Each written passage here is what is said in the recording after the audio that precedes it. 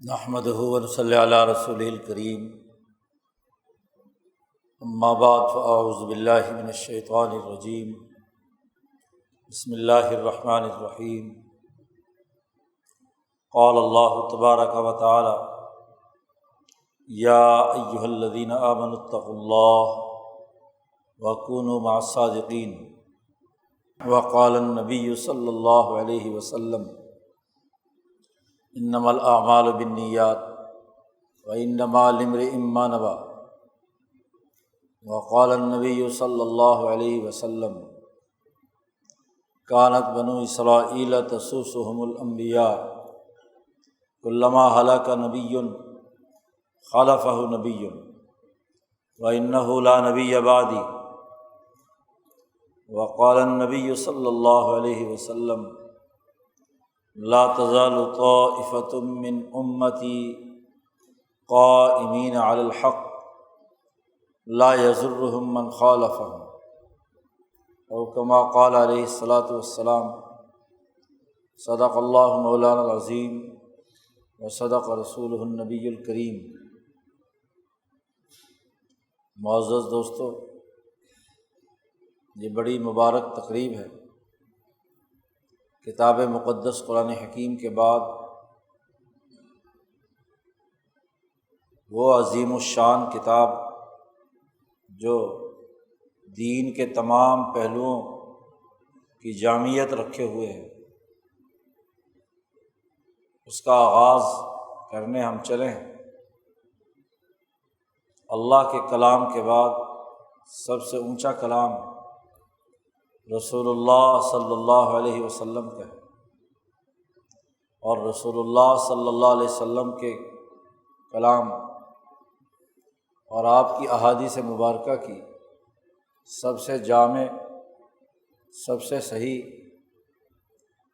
اور انسانی معاشرے کے بنیادی اساسی امور کے حوالے سے رسول اللہ صلی اللہ علیہ وسلم نے جو ہدایات اور رہنمائی دی ہے، اس کی ایک مختصر کتاب یہ بخاری شریف۔ یہ ایک حقیقت ہے کہ کتاب مقدس قرآن حکیم رہتی دنیا تک انسانیت کے لیے وہ بنیادی آئینی دستوری فریم ورک متعین کرتا ہے کہ جو انسانی معاشرے کے جملہ سیاسی، معاشی، سماجی، معاشرتی اور اصلاحی پہلوؤں کا احاطہ کیے ہوئے۔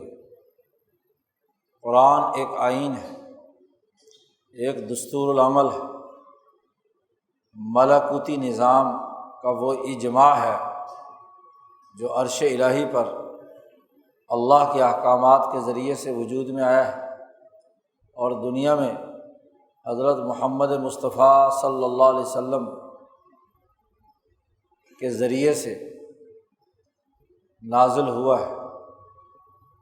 اس آئین پر عمل درآمد کے لیے ایک نظام کی ضرورت تھی، طریقہ کار کی ضرورت ہے، ایک ایسی سنت، ایک ایسا طریقہ، ایک ایسا نظام جو عملاً تمام انسانیت کے لیے مفید ہو، ان کے مسائل حل کرتا ہو۔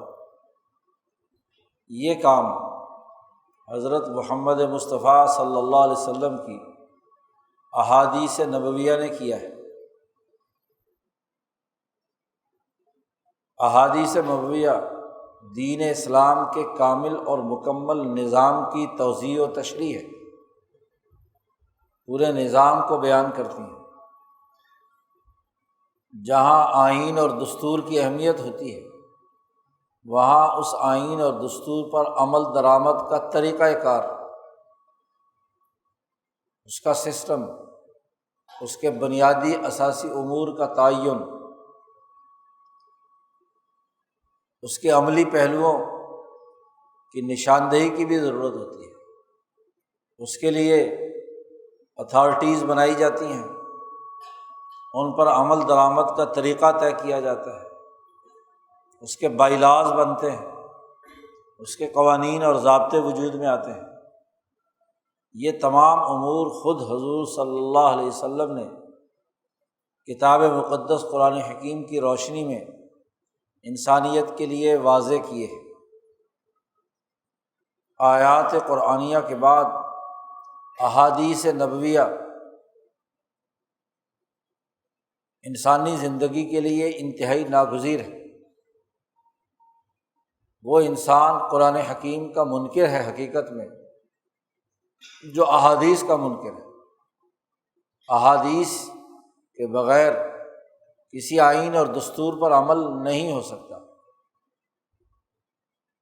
جو دستور العمل پر عمل کرنے کے طریقہ کار کا انکار کرتا ہے دراصل وہ اصل آئین اور دستور کا انکار کرتا ہے۔ اس لیے مسلمان جماعت کے سامنے جہاں پچھلے 1400 سال سے 1450 سال سے قرآن حکیم کی تعلیم و تعلم کا سلسلہ رہا ہے، وہاں آپ صلی اللہ علیہ وسلم کی احادیث نبویہ کو بھی پورے اجماع امت کے ساتھ پڑھنے پڑھانے کا تسلسل چلا آ رہا ہے۔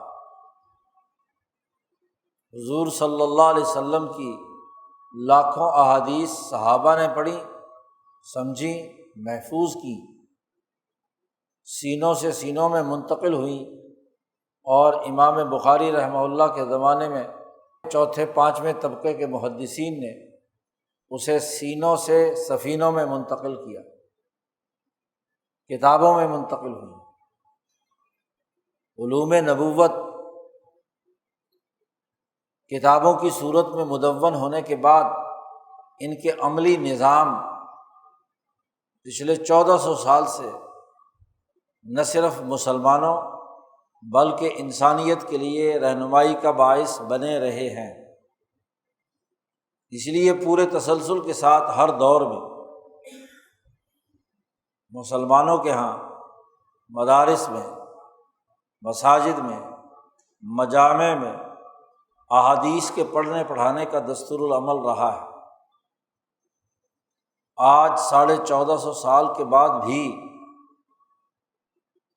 احادیث کے پڑھنے پڑھانے کا چلن ہمارے مدارس عربیہ میں، بالخصوص اس ہندوستان پاکستان میں حضرت الامام شاہ ولی اللہ دہلوی اور ان کے سلسلے کے لوگوں کے ذریعے سے پوری آب و تاب کے ساتھ جاری ہے۔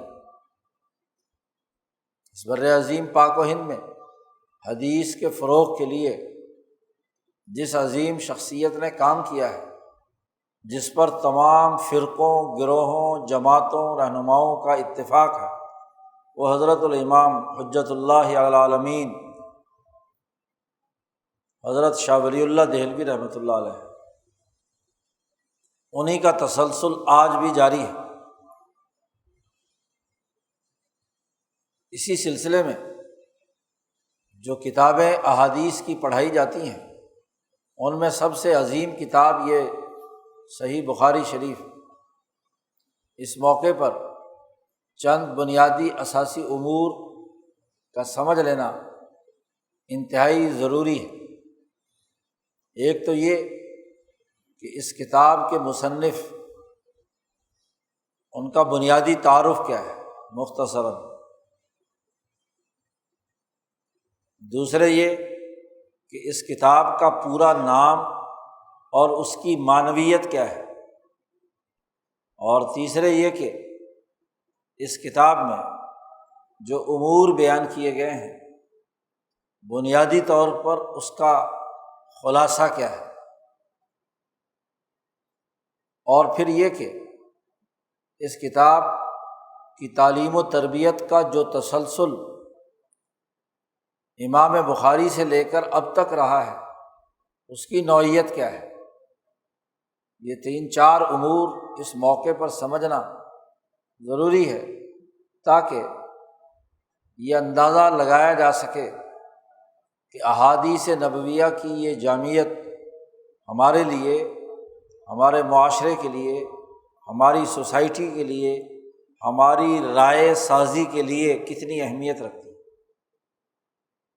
امام بخاری کا پورا نام محمد بن اسماعیل بن ابراہیم بن مغیرہ، ایک بڑی اونچی نسبت ناموں کے تناسب سے امام بخاری کو حاصل ہے۔ آپ کا نام نامی حضرت محمد مصطفیٰ صلی اللہ علیہ وسلم کے نام نامی کے زیر اثر ہے۔ محمد نام ہے، نبی اکرم صلی اللہ علیہ وسلم حضرت اسماعیل علیہ السلام کی اولاد میں سے ہیں، تو امام بخاری کے والد کا نام اسماعیل ہے۔ اسماعیل علیہ السلام کے والد حضرت ابراہیم علیہ السلام، اور امام بخاری کے دادا کا نام ابراہیم ہے،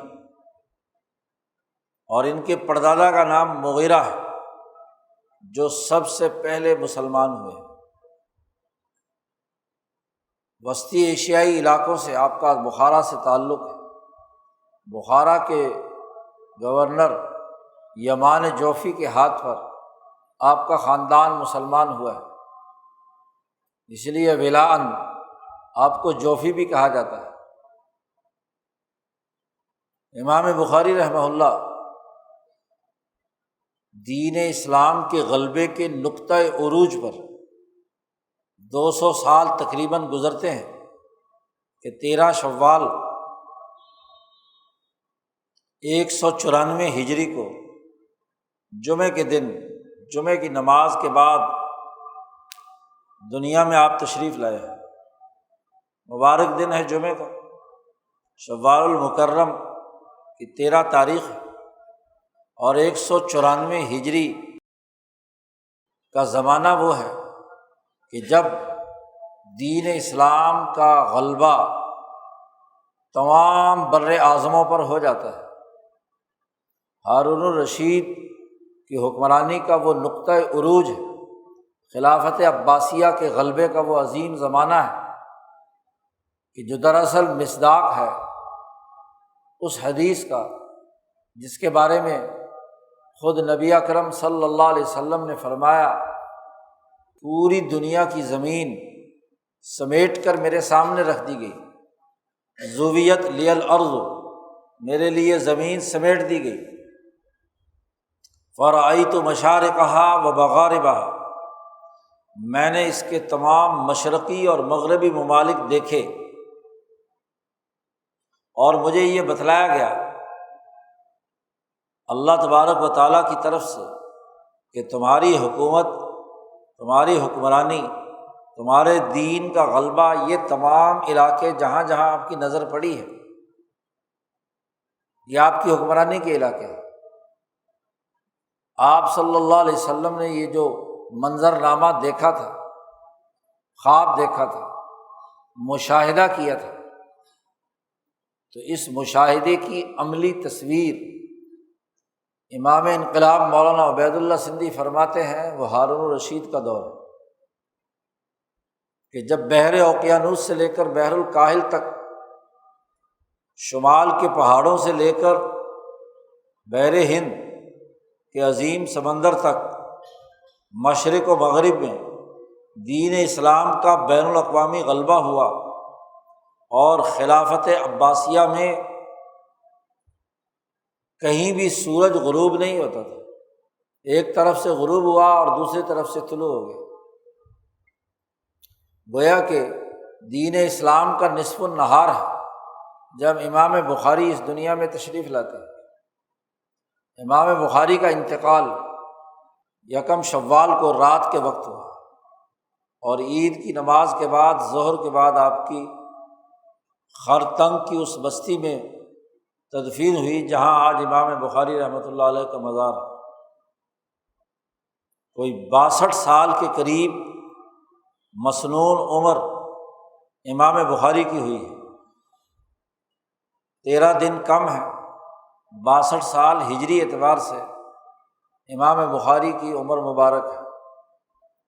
اس مختصر سی عمر میں امام بخاری نے یہ عظیم الشان کتاب تحریر کی ہے۔ امام بخاری کو ان کے اساتذہ خاص طور پر امام اسحاق ابن راہویہ رحمہ اللہ نے ایک مجلس میں تذکرہ کرتے ہوئے کہا تھا کہ کاش کہ کوئی آدمی رسول اللہ صلی اللہ علیہ وسلم کی احادیث کو بڑی جامعیت کے ساتھ قلم بند کر دے، ایک کتاب میں محفوظ کر دے۔ امام بخاری کی عمر اس وقت 15-16 سال کی تھی۔ یہ بات ان کے دماغ اور دل پر چپک گئی اور فرماتے ہیں کہ اس کے بعد سے میں نے عزم کر لیا کہ میں ذخیرہ حدیث کی چھان پھٹک کر کے صحیح ترین احادیث پر مشتمل ایک کتاب تحریر کروں گا۔ چنانچہ امام بخاری نے 16 سال تک اس کتاب کی تصنیف و تالیف کا کام کیا ہے۔ 16 سال میں یہ کتاب تکمیل پذیر ہوئی ہے، اور اس کے لیے امام بخاری نے بڑی محنت کی ہے۔ 6 لاکھ احادیث کا جائزہ لیا ہے، اور 6 لاکھ یہ اس حوالے سے بنتی ہیں کہ علم حدیث کی اصطلاح میں ہر ایک حدیث الگ شمار ہوتی ہے جس کی سند الگ اساتذہ اور مشائخ سے ہو۔ متن کے اعتبار سے خواہ وہ ایک ہی حدیث ہو، لیکن اگر 10 20 100 200 400 500 1000 افراد نے روایت کی ہے تو وہ 1000 حدیثیں ہوں گی۔ اس طرح کوئی 6 لاکھ احادیث کا جائزہ لیا ہے، ان کی سند اور ان کے متن کا، اور پوری تحقیق کے ساتھ امام بخاری نے یہ کوئی 7,500 احادیث ہیں تکرار کے ساتھ جو اس کتاب میں امام بخاری نے مرتب اور مدون کی ہیں۔ بغیر تکرار کے 4,000 حدیث ہیں، یعنی ایک حدیث کئی جگہ پر لائے ہیں تو سند الگ ہو گئی، تو اس لیے وہ حدیث بھی الگ ہے۔ تو کوئی 7,500 کے قریب آج کل جو گنتی کتابوں میں کی گئی ہے، 7,065 کے قریب روایات جو ہیں وہ اس کتاب میں امام بخاری نے مرتب کی ہیں۔ امام بخاری رحمۃ اللہ علیہ نے اس کتاب کی ترتیب و تدوین میں جن بنیادی اساسی امور کو سامنے رکھا ہے وہ اس کتاب کے نام سے آیا ہے۔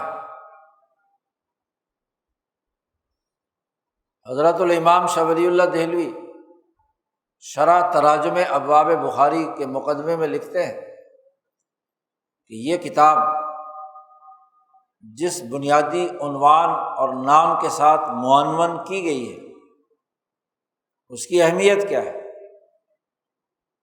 اس کتاب کا پورا نام مشہور تو صحیح بخاری ہے، لیکن اس کا پورا نام الجامع المسند الصحیح المختصر من امور رسول اللہ صلی اللہ علیہ وسلم و سننہ و ایامہ۔ یہ زبانی یاد کرنا ضروری ہے طلباء کے لیے، بس صحیح بخاری صرف مختصر سا لوگ بول لیتے ہیں، الجامع المسند الصحیح المختصر من امور رسول اللہ صلی اللہ علیہ وسلم و سننہ و ایامہ۔ امام شاہ ولی اللہ فرماتے ہیں کہ امام بخاری نے سوچ سمجھ کر اپنی کتاب کا نام رکھا ہے الجامع، اور الجامع کی تشریح کرتے ہوئے شاہ صاحب فرماتے ہیں کہ جامعیت کا مطلب یہ ہے کہ اس کتاب میں امام بخاری سے پہلے جو مختلف لوگوں نے رسول اللہ صلی اللہ علیہ وسلم کے فرامین اور احادیث جمع کیے تھے اور جن کا تعلق انسانی سوسائٹی کے ان بنیادی مسائل سے تھا جس کا تذکرہ خود کتاب مقدس قرآن حکیم میں اللہ نے کیا ہے کہ هو الذی بعث فی الامیین رسولا منہم یتلو علیہم آیاتہ ویزکیہم ویعلمہم الکتاب والحکمہ۔ کہ ہم نے رسول اللہ صلی اللہ علیہ وسلم کو دنیا میں بھیجا ہے، امیین میں اللہ نے بھیجا ہے، اس لیے کہ وہ آ کر انسانوں کے سامنے قرآن حکیم کی تلاوت کرے، یتلو علیہم آیاتی، ان کا تزکیہ کرے، انہیں کتاب کی تعلیم دیں اور حکمت اور سیاست سکھائیں۔ حضرت قاری طیب صاحب رحمۃ اللہ علیہ فرماتے ہیں اس آیت کی روشنی میں کہ دین کے بنیادی شعبے شریعت، طریقت اور سیاست، تو تینوں شعبے نبی اکرم صلی اللہ علیہ وسلم نے انسانوں کو منتقل کیے ہیں۔ کیوں؟ انسانی معاشرہ بغیر کسی قانون کے قائم نہیں ہوتا، ہر اجتماع کے لیے ایک قانون کی ضرورت ہے، اور وہ قانون شریعت ہے۔ کوئی معاشرہ اس وقت تک کامیاب نہیں ہوتا جب تک کہ اس کے افراد اپنے قانون پر عمل درآمد کے حوالے سے مخلص نہ ہوں، انہیں اپنے نظریے فکر، اپنی کتاب اور اپنے قانون کے ساتھ والہانہ عاشقانہ لگاؤ نہ ہو، اس کی کمٹمنٹ اس کے ساتھ صحیح اور درست نہ ہو، تو طریقت یا تزکیہ یہ دراصل انسان میں اخلاص اور للہیت پیدا کرتا ہے، اس کے اندر یہ صلاحیت اور استعداد پیدا کرتا ہے کہ وہ اس قانون الہی کے ساتھ مخلص ہو کر کام کرے۔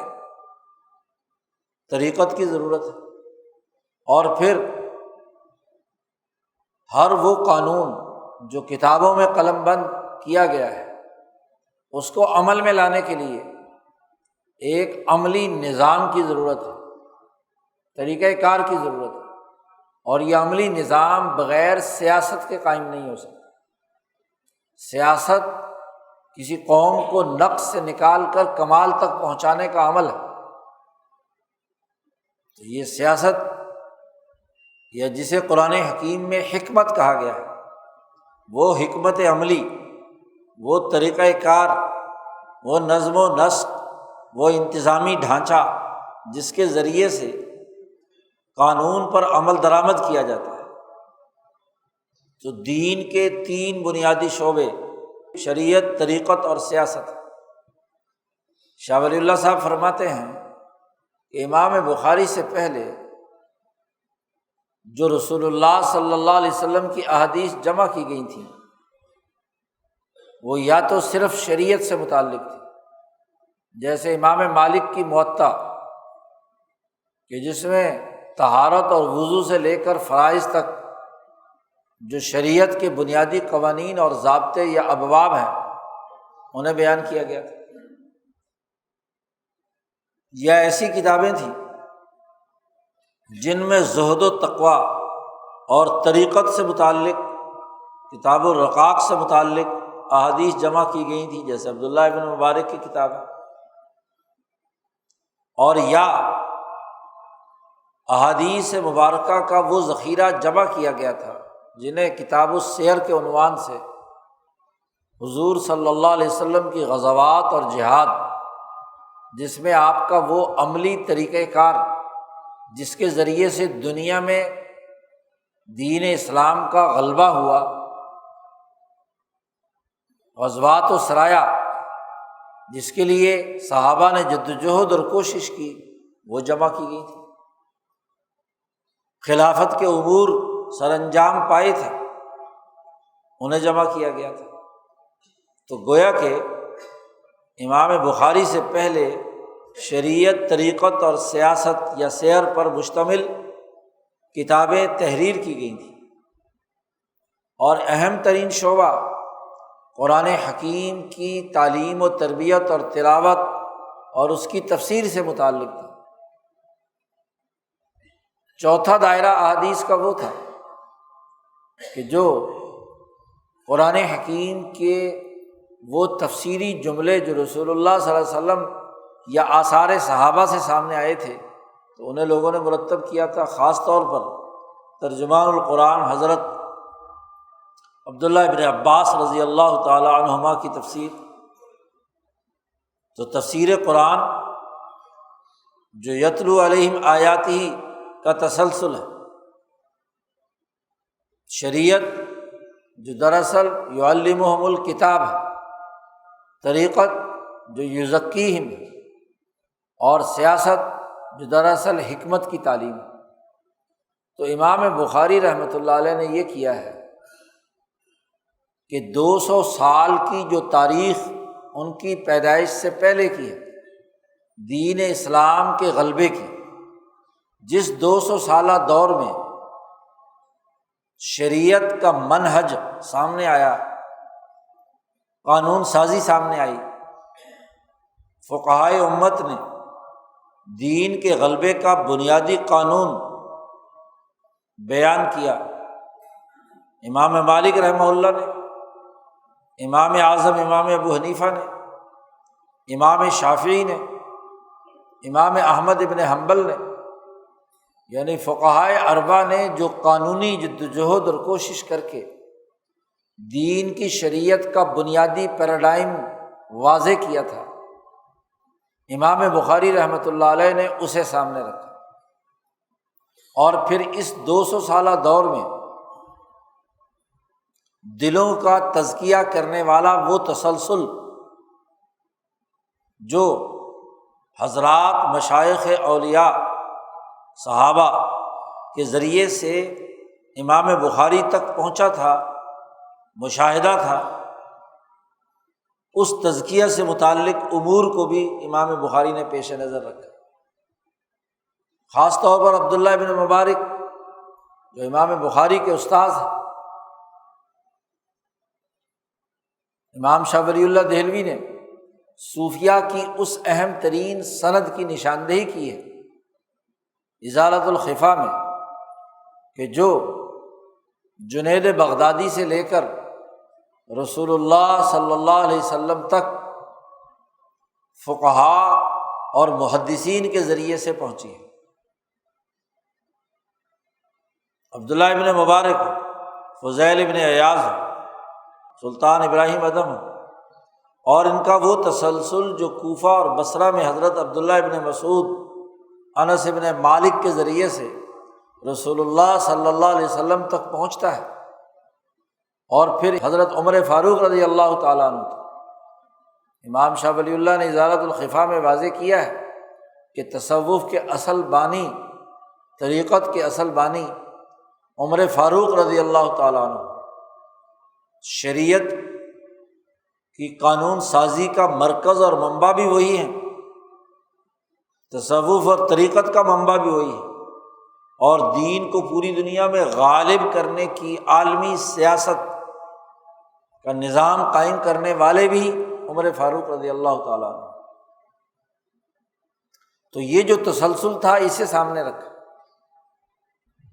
تو امام بخاری نے ان تینوں دائروں کا مشاہدہ کر کے خلافت راشدہ کے 40 سال، بنو امیہ کے 100 سال، اور امام بخاری کے زمانے تک اگلے تقریباً 100 سال خلافت بنو عباس کے، جو دنیا بھر میں فتوحات ہوئیں، سیاسی ڈھانچے بنے، مالیاتی نظم و نسق ہارون الرشید نے قائم کیا، کتاب الخراج امام ابو یوسف کی تحریر کردہ کتاب کے ذریعے سے، تو پوری دنیا کا اس 200 سالہ دین اسلام کے غلبے کا ارتقاء امام بخاری کے سامنے ہے۔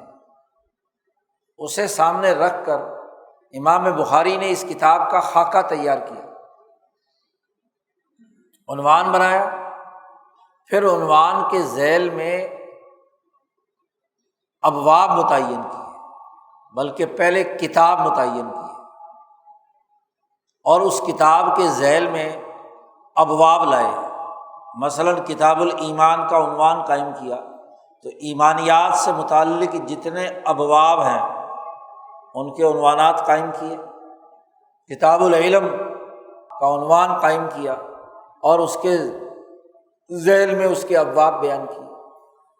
آج بھی جدید تحقیقی اسلوب یہ ہے کہ کسی بات پر تحقیق کرنے کے لیے جو پی ایچ ڈی کی جاتی ہے، مقالہ لکھا جاتا ہے، تو اس کا پہلے خطہ تیار کیا جاتا ہے، برنامج، سناپسس بنائے جاتے ہیں۔ تو امام بخاری نے پہلے اس کتاب کے سناپسس تیار کیے، خطہ تیار کیا۔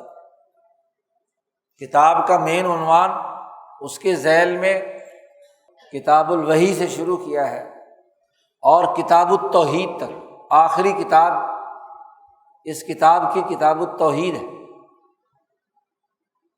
تو یہ کتابوں کے عنوان قائم کیے، پھر ان کتابوں کے ذیل میں پورے ذخیرہ احادیث پر نظر رکھ کر آپ نے ابواب قائم کیے، جس کو تراجمۃ الابواب کہا جاتا ہے، ترجمۃ الباب کہا جاتا ہے، باب کا عنوان قائم کیا۔ اور اس کے لیے بھی امام بخاری نے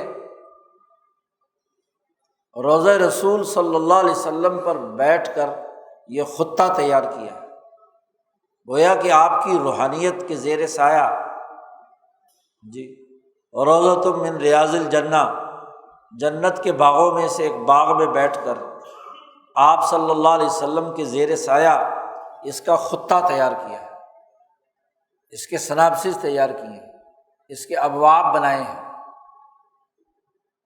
اور باب کا عنوان قائم کرنے سے پہلے غسل فرمایا ہے، وضو فرمایا ہے، اللہ کی طرف متوجہ ہوئے ہیں، رسول اللہ صلی اللہ علیہ وسلم پر درود پاک بھیجا ہے، آپ کے ساتھ اپنا تعلق قائم کیا ہے، اور پھر سوچ سمجھ کر ایک بہت جامع اور نپا تلا باب یا عنوان قائم کیا ہے۔ یہ اہم کام امام بخاری نے سب سے پہلے کیا ہے، کیونکہ تحقیق و تدوین میں سب سے پہلا کام ہی خطہ تیار کرنا ہوتا ہے۔ سناپسس صحیح تیار ہو جائیں تو پھر آگے تصنیف کرنا آسان ہوتا ہے۔ تو دنیا کے پہلے محقق ہیں جنہوں نے تحقیق کی بنیاد پر کتاب لکھی ہے، اور وہ امام بخاری رحمہ اللہ ہے۔ باقی کتابوں میں تو بسا اوقات کتاب بعد کے لوگوں نے مرتب کیے ہیں، ابواب کا عنوان بھی بعد میں لوگوں نے بنایا ہے۔ مثلاً امام مسلم کی مسلم شریف ہے، وہاں انہوں نے اسانید جمع کر دی ہیں، بعد کے لوگوں نے اس کے ابواب بنائے ہیں، لیکن امام بخاری نے پہلے باب بنائے ہیں۔ اور جب باب متعین ہو گئے تو ہر باب کے ذیل میں کون کون سی حدیث آنی چاہیے اور اس حدیث سے کیا نتیجہ اخذ ہوتا ہے، تو امام بخاری نے پورے تفقع اور بصیرت کے ساتھ احادیث سے مسائل کا استنباط کیا ہے۔ اس لیے کہا جاتا ہے کہ امام بخاری کی فقہ ان کے ابواب کے عنوانات اور تراجم پر ہے، کہ باب میں جو عنوان قائم کیا ہے وہ دراصل حدیث کے کسی نہ کسی ایک پہلو سے ایک بات اخذ کی گئی۔ اب ایک حدیث سے 10 باتیں نکلتی ہیں تو امام بخاری نے اس سے 10 ابواب بنا لیے۔ مثلاً اس میں نماز کا ذکر بھی تھا حدیث میں، تو وہ کتاب الصلاۃ میں بھی آئے گی حدیث۔ اس میں زکوٰۃ کا ذکر بھی تھا تو وہ کتاب الزکوٰۃ میں بھی آئے گی۔ اس میں حج کا ذکر تھا تو وہ کتاب الحج میں بھی آئے گی۔ اور پھر یہ امام بخاری نے انتہائی باریکی سامنے رکھی کہ اگر وہ حدیث جس میں مثلاً ان چاروں عبادات کا تذکرہ تھا، نماز، زکوٰۃ، روزہ اور حج، اور ہر جگہ حدیث لانی ہے، تو علم حدیث، فن حدیث کی روح سے جب سند الگ ہو جائے تو وہ حدیث بھی الگ شمار ہوتی ہے۔ تو امام بخاری اس حدیث کو ایک دوسرے استاذ یا دوسری سند سے بیان کرتے ہیں۔ کبھی امام بخاری نے ایسا تکرار نہیں کیا کہ اسی سند سے وہی حدیث دوبارہ لے آئیں۔ تو یہ ایک اہم علمی اور تحقیقی کام ہے امام بخاری رحمۃ اللہ علیہ۔ اور اس ابواب کے قائم کرنے میں ان ابواب اور کتابوں کے ذیل میں آپ نے وہ احادیث بھی جمع کر دیں جن کا تعلق شریعت یعنی طہارت سے لے کر موت تک کے جو کتاب الفرائض سے متعلق بنیادی اساسی امور ہیں وہ بھی بیان کر دیے۔ اسی طرح دین کا غلبہ، جو مغازی اور سیر کی بحث تھی، دین کا غلبہ کیسے کیا رسول اللہ صلی اللہ علیہ وسلم، اس میں آپ صلی اللہ علیہ وسلم نے کیا امور بیان کیے۔ ایک سچی انقلابی جماعت کے بنیادی امور کیا ہیں، رفقائے انقلاب کو کن چیزوں کی ضرورت ہے، کون سے سیاسی انتظامی شعور کی ضرورت ہے، سیاست کی اہمیت کیا ہے۔ یہی حدیث جو تلاوت کی گئی تھی ابو ہریرہ رضی اللہ تعالیٰ عنہ سے کئی جگہ امام بخاری لائے ہیں کہ بنی اسرائیل کے انبیاء ان کی سیاست کرتے تھے، اور جب ایک نبی دنیا سے جاتے تو دوسرے نبی ان کی جگہ تشریف لے آتے، اور یہ بھی فرما دیا کہ میرے بعد نبوت کا دروازہ بند ہے لیکن سیاست کا دروازہ بند نہیں ہے، اس لیے کہ میرے بعد میرے خلفاء ہوں گے جو یہی کام کریں گے جو انبیاء بنی اسرائیل کرتے رہے ہیں، میرے علماء ہوں گے، علماء امتی کا انبیاء بنی اسرائیل، تو اس کا تسلسل بھی بیان کر دیا۔ تو وہ طریقہ کار کیا ہے اسے بھی بیان کر، اور ایک سچے دنیا میں انقلاب برپا کرنے والے مسلمان کے لیے تزکیہ قلب کتنا ضروری ہے، اس کی ہمت کیسی ہو، اس کے بنیادی اخلاق کیا ہو۔ تزکیے کے بنیادی اخلاق صوفیہ نے 10 مقامات بیان کیے ہیں، توبہ سے لے کر یقین تک۔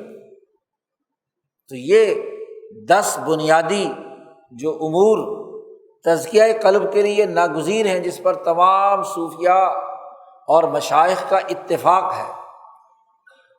ابو طالب مکی نے قوت القلوب میں جس کی وضاحت کی ہے، متقدمین صوفیہ نے جسے واضح کیا ہے، امام بخاری رحمۃ اللہ علیہ نے ان اخلاق اور اقدار کے سیکھنے سکھانے کا جو طریقہ نبی اکرم صلی اللہ علیہ وسلم نے آپ اپنی احادیث مبارکہ میں بیان کیا اسے بھی مرتب کر دیا۔ تو شریعت، طریقت اور سیاست بھی، اور اسی کے ساتھ ساتھ کتاب التفسیر کا عنوان قائم کر کے جو تفسیری روایات یا اقوال رسول اللہ صلی اللہ علیہ وسلم سے مروی ہیں انہیں بھی، یا صحابہ تابعین سے مروی ہیں انہیں بھی اس کتاب کے اندر جمع کر دیا۔ تو امام شاہ ولی اللہ فرماتے ہیں کہ امام بخاری نے جو الجامع کا نام رکھا ہے، یہ جامع ہے ان چاروں پہلوؤں پر۔ یہ صحاح ستہ میں سے کوئی کتاب اس معیار پر پوری نہیں اترتی، اس لیے بخاری شریف کو سب سے زیادہ اہمیت حاصل ہے۔ اسی طرح دوسرا اس عنوان میں امام بخاری نے اپنے لیے یہ شرط عائد کی تھی کہ اس میں جو احادیث متن میں لائیں گے وہ مسند ہوگی، یعنی رسول اللہ صلی اللہ علیہ وسلم تک اس کی سند جائے گی، وہ رسول اللہ صلی اللہ علیہ وسلم کا فرمان ہوگا۔ ایک حدیث وہ ہوتی ہے جو صرف صحابہ تک آثار ہے، یا درمیان میں کسی تابعی تک، یا درمیان میں رسول اللہ صلی اللہ علیہ وسلم تو گئی لیکن درمیان میں منقطع ہے، مرسل ہے، وغیرہ وغیرہ۔ وہ حدیث امام بخاری اپنے باب کے عنوان کے تحت اصل حدیث میں نہیں بیان کریں گے۔ مرفوع حدیث کہ امام بخاری سے لے کر رسول اللہ صلی اللہ علیہ وسلم تک پورے سلسلہ سند کے ساتھ وہ روایت آپ صلی اللہ علیہ وسلم تک پہنچی ہو، آپ کا فرمان مبارک ہو، وہ لائیں گے اس میں۔ چنانچہ امام بخاری نے اس کی پابندی کی، صرف مرفوع روایات اس کتاب میں لائے ہیں۔ امام بخاری اور رسول اللہ صلی اللہ علیہ وسلم کے درمیان کم از کم جو واسطے ہیں وہ 3 ہیں، جنہیں ثلاثیات بخاری کہا جاتا ہے۔ چند حدیثیں ہیں، اور زیادہ تر حدیثیں 4 واسطے ہیں، 5 واسطے ہیں، 6 واسطے ہیں، لیکن تمام احادیث کا جو سلسلہ سند ہے وہ امام بخاری نے ضرور بیان کیا کہ میں نے اپنے کس استاد سے یہ حدیث سنی، اس نے کس استاد سے سنی، اور اس نے کس استاد سے سنی، اور پھر اس بات کی تحقیق بھی کہ جو سند بیان کی جا رہی ہے اس کے رجال کیسے ہیں، وہ افراد عادل ہیں، ان کا حافظہ مضبوط ہے، بات انہیں یاد ہے، یہ نہیں کہ بس درمیان میں صرف ملاقات ہوئی ہو اور حدیث آ جائے وہ فرد کیسا ہے کیسا نہیں، یہ نہیں، چھان پھٹک کر اعلیٰ درجے کی سند امام بخاری رحمۃ اللہ علیہ بیان کرتے ہیں۔ اور پھر متن کی بھی تحقیق امام بخاری نے کی، روایتاً اور درایتاً دونوں طرح احادیث کی چھان پھٹک کر کے امام بخاری اس کتاب میں حدیث لائے ہیں، وہ مسند حدیث ہے، سند بھی مستند ہے۔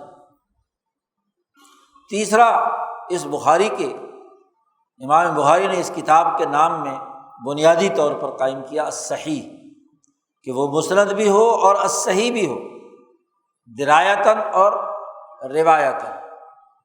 چوتھی بات جو اس کتاب کے نام میں رکھی گئی وہ المختصر، یہ کتاب مختصر ہے، بڑی لمبی چوڑی تفصیلی نہیں ہے، مختصر ہے، اور لیکن اختصار ہے یہ 3 باتوں کا، من امور رسول اللہ صلی اللہ علیہ وسلم و سننہ و ایامہ۔ پہلے 3 عنوانات کے ذریعے سے تو احادیث متعین ہو گئیں کہ وہ جامع ہے، کتاب مسند ہے اور صحیح ہے، اور پھر اس میں رسول اللہ صلی اللہ علیہ وسلم نے جو فرامین جاری کیے ہیں، اوامر اور احکامات دیے ہیں، اور آپ نے جو طریقہ کار بیان کیا ہے اسے مختصر طور پر بیان کیا گیا ہے، اس کا اختصار ہے، اس کے ذیل میں تفصیلات دیگر کتابوں میں ہے، اور وہ 3 باتیں۔ دیکھیے یہ بات بڑی ایک اہم اور قانونی ہے، ہمارے مدارس میں اس پر توجہ نہیں دی جاتی ہے۔ جو سیاسیات اور قانونی نظام کی تاریخ جانتے ہیں، معاشروں کے قوانین پر جن کی نظر ہے، آئین اور دستور کے ماہر ہوتے ہیں، وہ اس بات کو اچھی طرح جانتے ہیں کہ کسی بھی آئین پر، کسی دستوری شق پر عمل کرنے کے لیے 3 چیزوں کی ضرورت ہے، اس کے بغیر کسی آئین پر عمل نہیں ہو سکتا، کسی دستور پر عمل نہیں ہو سکتا۔ بدقسمتی یہ ہے کہ ہمارے مسلمان معاشروں کا سیاسی ذوق ختم ہو گیا۔ وہ جو حضرت مولانا الیاس صاحب دہلوی رحمۃ اللہ علیہ نے فرمایا ہے کہ ہم پچھلے 250 سال سے علی سبیل سیاست کام کرنے کی اہلیت کھو چکے، تو سیاسی نقطۂ نظر سے چیزوں کو دیکھنے کا عمل ذہنوں سے مفقود ہو گیا۔ اب کسی آئین اور قانون پر عمل درآمد کرنے کے لیے 3 چیزوں کی ضرورت ہے سیاست میں۔ ایک، اس کام کو سر انجام دینے کے لیے ایک اتھارٹی کا قیام، وہ اتھارٹی کام کیسے کرے گی، اور پھر اس کے کام کرنے کے لیے عملی طور پر اقدامات اٹھانے کے لیے روزمرہ کے امور کیا ہوں گے۔ ان 3 چیزوں کے بغیر کسی آئین اور قانون پر عمل درآمد نہیں ہو سکتا۔ مثلاً فرض کیا حکومتیں طے کرتی ہیں کہ لوگوں سے ٹیکس لیا جائے گا، یا کتاب مقدس قرآن حکیم نے کہا ہے آتوا الزکوٰۃ، زکوٰۃ ادا کرو، ایک آئینی اور دستوری تقاضا ہے۔ اس آئینی اور دستوری تقاضے پر عمل درآمد کے لیے زکوٰۃ کون اکٹھی کرے گا؟ کیا 22-23 کروڑ تمام انسان جھولی پھیلا کر زکوٰۃ اکٹھا کرنے لگ جائے؟ سسٹم کی خلاف ورزی ہے یہ۔ اس کے لیے خلیفہ وقت حکمران سسٹم ایک اتھارٹی بناتا ہے، جی ٹیکس کلیکشن کی اتھارٹی ہوگی، کہ جو لوگوں سے کیا ہے مال اکٹھا کرے گا، یا ہمارے غلبے کے زمانے میں بیت المال بنایا گیا، اس کے ذمہ داران بنائے گئے، یا جن کو قرآن حکیم نے عاملین کہا ہے، صدقات کی اکٹھا کرنے کے عامل مقرر کیے گئے۔ رسول اللہ صلی اللہ علیہ وسلم نے اپنے زمانے میں مدینہ منورہ کا عامل حضرت عمر فاروق رضی اللہ تعالیٰ عنہ کو مقرر کیا تو مختلف شہروں میں، تو امور، یہ جو امور رسول اللہ صلی اللہ علیہ وسلم ہے کہ رسول اللہ صلی اللہ علیہ وسلم نے جو امر اور احکامات جاری کیے ہیں، حکم نامہ جاری کیا ہے، اس آئین اور دستور کی روشنی میں ایک حکم جاری کیا ہے۔ مثلاً قرآن نے کہا تھا کہ اقیموا الصلاۃ، نماز قائم کرو، تو نماز قائم کرنے کے لیے ایک حکم نامہ جاری کیا رسول اللہ صلی اللہ علیہ وسلم نے کہ الصلاۃ لوقتہا، اور وقت کا تعین کر دیا۔ اب قرآن میں تو نہ وقت کا ذکر تھا نہ طریقہ نماز کا ذکر تھا، رسول اللہ صلی اللہ علیہ وسلم نے اس آئین کی تشریح کرتے ہوئے ایک امر جاری فرمایا کہ یہاں سے لے کر یہاں تک یہ وقت ہے ہر نماز کا وقت متعین کر دیا، اس کے علاوہ نماز نہیں ہوگی۔ ابھی وقت شروع نہیں ہوا تو نماز کیسے ہوگی؟ پھر یہ کام کیسے سر انجام دیا جائے گا؟ تو اس کے لیے ایک حکم اور جاری فرمایا کہ امام کے پیچھے با جماعت صفیں سیدھی رکھتے ہوئے، امام کی آواز پر رکوع سجدہ کرتے ہوئے وغیرہ وغیرہ وغیرہ، تو نماز ادا کرنے کا، با جماعت ادا کرنے کا پورا امر جاری کیا، حکم جاری کیا۔ اور نہ صرف حکم جاری کیا بلکہ اس کا پورا طریقہ کار سمجھا دیا۔ رسول اللہ صلی اللہ علیہ وسلم نے فرمایا صلو کما رأیتمونی اصلی، نماز پڑھو جیسے تم نے مجھے نماز پڑھتے دیکھا ہے جی۔ روزہ بھی ایسے رکھو، حج بھی ایسے کرو، زکوٰۃ بھی ادا کرو۔ خذوا عنی مناسککم، تم مجھ سے حج کے مناسک سیکھ لو، سکھائے آپ صلی اللہ علیہ وسلم۔ تو سنن کہتے ہیں کہ جو اتھارٹی بنا دی گئی ہے اس کے کام کرنے کا طریقہ کار کیا ہے، الطریقۃ المسلوقۃ فی الدین کو سنت کہتے ہیں۔ تو امور رسول اللہ صلی اللہ علیہ وسلم، آپ صلی اللہ علیہ وسلم نے قرآنی دستور پر عمل درآمد کے لیے کون کون سی اتھارٹیاں بنائیں؟ فرمایا کہ امام جماعت کے ساتھ نماز پڑھائے گا، امام سے پہلے اگر کوئی آدمی سجدے سے اٹھ گیا تو اس کا چہرہ گدھے جیسا ہو جائے گا۔ روک دیا، منع کر دیا، امر کیا۔ پھر طریقہ کار بتلا دیا، وضو ایسے کرنا ہے، نماز ایسے پڑھنی ہے، زکوٰۃ ایسے دینی ہے، حج ایسے کرنا ہے، روزہ ایسے رکھنا ہے، وغیرہ وغیرہ۔ سنا نہیں۔ اور پھر نبی اکرم صلی اللہ علیہ وسلم نے اپنی 23 سالہ زندگی میں اس آئین اور دستور پر عمل درآمد کے لیے کیا کردار ادا کیا؟ کون سے وہ ایام اللہ ہیں یا ایام رسول اللہ ہیں، وہ دن ہیں عالمی انقلاب کے جو رسول اللہ صلی اللہ علیہ وسلم نے دنیا بھر میں قائم کرنے کے لیے انسانیت کے سامنے رکھے۔ غزوہ بدر ایام رسول اللہ میں سے، فتح مکہ، صلح حدیبیہ، ہجرت، آپ صلی اللہ علیہ وسلم کی سیرت کے وہ ایام ہیں جو سنگھائے میل ہیں دین کے غلبے کی۔ پھر جماعت سازی کے زمانے میں وہ ایام جس میں خود نبی اکرم صلی اللہ علیہ وسلم کو ایک ایک فرد پر کام کرتے ہوئے دار ارقم میں جو مشقت آپ نے برداشت کی، عمر فاروق رضی اللہ تعالیٰ عنہ نے جب جا کر حرم میں کلمہ شہادت پڑھا تو جو تاریخی دن ہے جس میں عمر فاروق پر لوگوں نے ظلم اور تشدد کیا، اور ابن عمر اس کی تفصیلات بیان کرتے ہیں، شاہ صاحب نے اظہارۃ الخفا میں وہ تمام واقعات نقل فرمائے ہیں۔ ابو ذر غفاری کے ساتھ کیا ہوا، تو ایام ہے نا یہ، یعنی انقلابی جماعت کے کارکنوں کے ساتھ کیا کچھ ہوا، اس کے باوجود وہ اپنی جگہ پر ڈٹے ہوئے ہیں۔ بلال کے ساتھ کیا ہوا، تو ایک جماعت سازی کی 10 12 13 سالہ مکی تاریخ جس میں وہ ایام جس میں جماعت بنی، تو ایام ہی وہ بیان کیے۔ ایسے ہی 10 سالہ دور حکمرانی ریاست مدینہ کا بحیثیت قاضی، بحیثیت امیر العساکر، بحیثیت جد و جہد اور کوشش کرنے والے حکمران، میثاق مدینہ، اسی طریقے سے اس کے بعد کے میثاقات، احکامات، یہ سب کے سب ایامی ہی ہیں۔ وہ تاریخی دن جس دن خطبہ حجۃ الوداع رسول اللہ صلی اللہ علیہ وسلم نے دیا اور اس تاریخی دن میں جو ہدایات جاری فرمائیں، یہ ایامی ہی ہے۔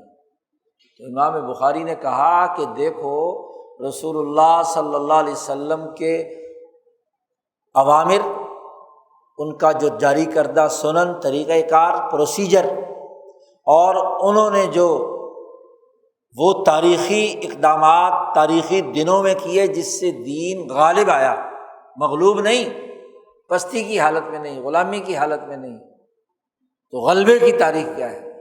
امام بخاری فرماتے ہیں کہ میں نے مختصر طور پر ان 3 امور سے متعلق باتیں بھی بیان کی ہیں، اور یہ باتیں امام بخاری نے ابواب بخاری کے اندر سمو دی۔ ہر باب کا جب عنوان قائم کیا ہے تو اس عنوان کے ذیل میں یہ باتیں امور رسول اللہ، سنن رسول اللہ، ایام رسول اللہ بیان کر دی۔ اس طرح امام بخاری نے ایک بڑی محققانہ تحقیقی اعلیٰ معیار کی کتاب مرتب کر کے 200 سالہ غلبے کا جو دور ہے دین اسلام کا، لیظہرہ علی الدین کلہ کا، اس کی پوری تاریخ مرتب کر دی ہے اس کتاب کے اندر۔ اسی لیے کتاب مقدس قرآن حکیم کے بعد سب سے جامع اور صحیح ترین کتاب جو دین کے تمام پہلوؤں کا احاطہ کیے ہوئے ہے وہ یہ کتاب ہے۔ اور یہی وجہ ہے کہ اس کتاب پر تمام تر اختلافات کے باوجود تمام حنفیوں، شافعیوں، مالکیوں، حنبلیوں، تمام حکمرانوں، تمام صوفیاء، تمام اولیاء اور اسی طریقے سے تمام محدثین، فقہاء کا اتفاق ہے۔ اس لیے اس کتاب کی شرح حنفیوں نے بھی لکھی، شافعیوں نے بھی لکھی، مالکیوں نے بھی لکھی، حنبلیوں نے بھی لکھی، کوئی 1000 کے قریب شروحات ہیں اس کتاب کی، اور اس کتاب کی تحقیق کر کے بال کی کھال اتاری گئی ہے۔ ہر ایک نے ہر پہلو سے اس کے جائزہ لیا ہے، اس کی وضاحت کی ہے، اس کی توضیح کی ہے۔ بلکہ کہا جاتا ہے کہ امام بخاری نے جو خاکہ بنا کر ابواب بنائے تھے تو ابھی ابواب کی تحقیق و تشریح کا قرض امت کے ذمہ باقی ہے۔ بہت سارے لوگوں نے ابواب بخاری پر کام کیا ہے، لیکن کامل کسی کی بھی کتاب نہیں۔ امام شاہ ولی اللہ دہلوی نے بھی اس کے ابواب کی تراجم کی ایک شرح لکھی ہے۔ شاہ صاحب نے بھی ابواب کو سمجھنے کے چند اصول 15-16 بیان کیے ہیں، اور ان اصولوں کی روشنی میں انہوں نے مختصر ابواب کی کچھ تشریحات کی ہیں، لیکن پوری کتاب کے ہر باب کی معنویت اور اس کی تفصیلات نہیں لکھی۔ شیخ الحدیث حضرت مولانا زکریا دہلوی کاندلوی نے بھی اس پر کام کیا ہے، لیکن بات پوری نہیں ہوئی، انہوں نے اردو زبان میں کیا۔ ان سے پہلے شیخ الہند مولانا محمود حسن نے کیا۔ مالٹا کی جیل میں جب حضرت شیخ الہند ترجمہ قرآن پاک سے فارغ ہوئے تو حضرت مدنی رحمۃ اللہ علیہ فرماتے ہیں کہ ہم نے حضرت شیخ الہند سے عرض کیا کہ آپ نے قرآن حکیم کا ترجمہ تو کر دیا، ایک اہم ترین کتاب بخاری رہ گئی، بخاری کے ابواب کی تشریح بھی آپ فرما دیتے تو ایک بہت بڑا کام ہو جاتا۔ تو حضرت شیخ الہند نے وہ کام بھی شروع کیا تھا مالٹا کی جیل میں، اور کتاب الایمان، کتاب العلم اور یہ کتاب الوحی جو پہلے والا، ان 3 ابواب کی ابھی لکھ پائے تھے۔ کتاب العلم مکمل ہوا تھا، کتاب الطہارت شروع ہونا تھا کہ حضرت شیخ الہند مالٹا سے رہا ہو کر ہندوستان آئے، اور وہ جو وہاں یکسوئی کے ساتھ کام کر رہے تھے وہ کام رک گیا، اور یہاں آ کر سال کے اندر ہی دنیا سے تشریف لے گئے، تو وہ کام بھی ادھورا رہ گیا۔ تو امام بخاری کی یہ کتاب بڑی اپنے اندر معنویت اور جامعیت رکھتی ہے، اور یہ مسلمانوں کے غلبے کے 200 سالہ تاریخ کا خلاصہ ہے، دین کی جامعیت کا۔ اب آپ دیکھیے کہ امام بخاری نے اس کتاب کی جو ترتیب بنائی ہے وہ سب سے پہلے الوحی ہے۔ کیوں؟ جب انسانی معاشرہ استوار کرنا ہے تو اس معاشرے کی اساس کسی قانون پر ہوگی، اور قانون تک رسائی کا ذریعہ کیا ہے؟ یہ ہے سمجھنے کی بات۔ قانون آپ نے کس بنیاد پر بنایا ہے، کیا طریقہ کار ہے اس کا؟ دنیا بھر کے آئین بنتے ہیں، دستور بنتے ہیں، تو آئین اور دساتیر تک آپ کیسے پہنچے؟ تجربے سے، مشاہدے سے، کیسے؟ تو زیادہ سے زیادہ اس کی ممکنہ شکلیں تین ہو سکتی ہیں۔ حضرت شاہ محمد اسماعیل شہید رحمۃ اللہ علیہ ابقات میں لکھتے ہیں کہ اس کی ممکنہ شکلیں تین ہیں: عقل، نقل اور کشف۔ یا تو آپ نے عقلی تجربات کیے ہیں، عقل مندوں کا مطالعہ کیا ہے، حکماء کی باتیں آپ تک آئی ہیں، اور ان عقل مندوں، قانون سازوں اور حکماء کی عقل کو سامنے رکھ کر آپ نے آئینی فریم ورک تیار کیا ہے۔ دنیا بھر کے ملکوں کا آج جو آئین ہے وہ محض عقل مندوں کی عقلوں کو سامنے رکھ کر دریافت کیے گئے ہیں، بنائے گئے ہیں، اقدار متعین کی گئی ہیں، ویلیوز متعین کی گئی ہیں، اس کی اساس پر قوانین بنائے گئے ہیں۔ یا نقل ہوتا ہے کہ پچھلے حکماء کی بات جو نقل در نقل چلی آ رہی ہے، تو اس نقل سے آپ رہنمائی حاصل کرتے ہیں کہ سینہ در سینہ آدم سے لے کر اب تک انسانی معاشروں کے تجربات منتقل ہوتے چلے آ رہے ہیں۔ یا اگر دین اسلام کی بات کہی جائے تو وہ بنیادی اساسی احکامات جو رسول اللہ صلی اللہ علیہ وسلم سے اب تک ہمارے پاس پہنچے ہیں نقل ہو کر۔ اب یہ دین اسلام کیا آدم سے لے کر رسول اللہ صلی اللہ علیہ وسلم تک محض گزشتہ انبیاء کی باتوں کو نقل کرنا ہے؟ ظاہر قرآن اس اساس پر نہیں ہے، اور نہ ہی اس بنیاد پر ہے کہ محمد مصطفیٰ صلی اللہ علیہ وسلم نے محض اپنی ذاتی عقل سے نعوذ باللہ یہ کوئی قرآن گھڑ لیا ہو، ایسی کوئی بات بھی نہیں۔ وما ینطق عن الہوی ان ہوا الا وحی یوحی، یہ وحی الہی ہے، اور وحی کشف کی اقسام میں سے ہے۔ کشف کی جو اقسام شاہ صاحب نے لکھی ہیں ان میں آخری کامل مکمل کشف، جس کے کشف میں کسی قسم کا کوئی ابہام اور مخمصہ نہیں ہوتا، وہ وحی الہی ہے۔ تو امام بخاری نے کہا کہ یہ جو ہم آئین، قانون، دستور، یہ جو انسانیت کے لیے عالمگیر نظام جس کی ہم نشاندہی کر رہے ہیں اس کتاب میں، اس کا مرکز اور منبع وحی الہی ہے۔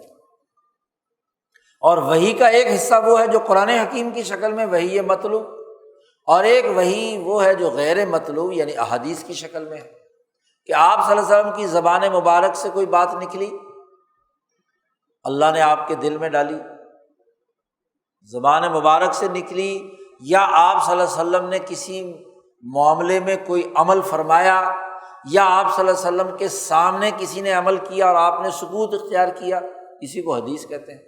تو حدیث وحی غیر مطلوب ہے۔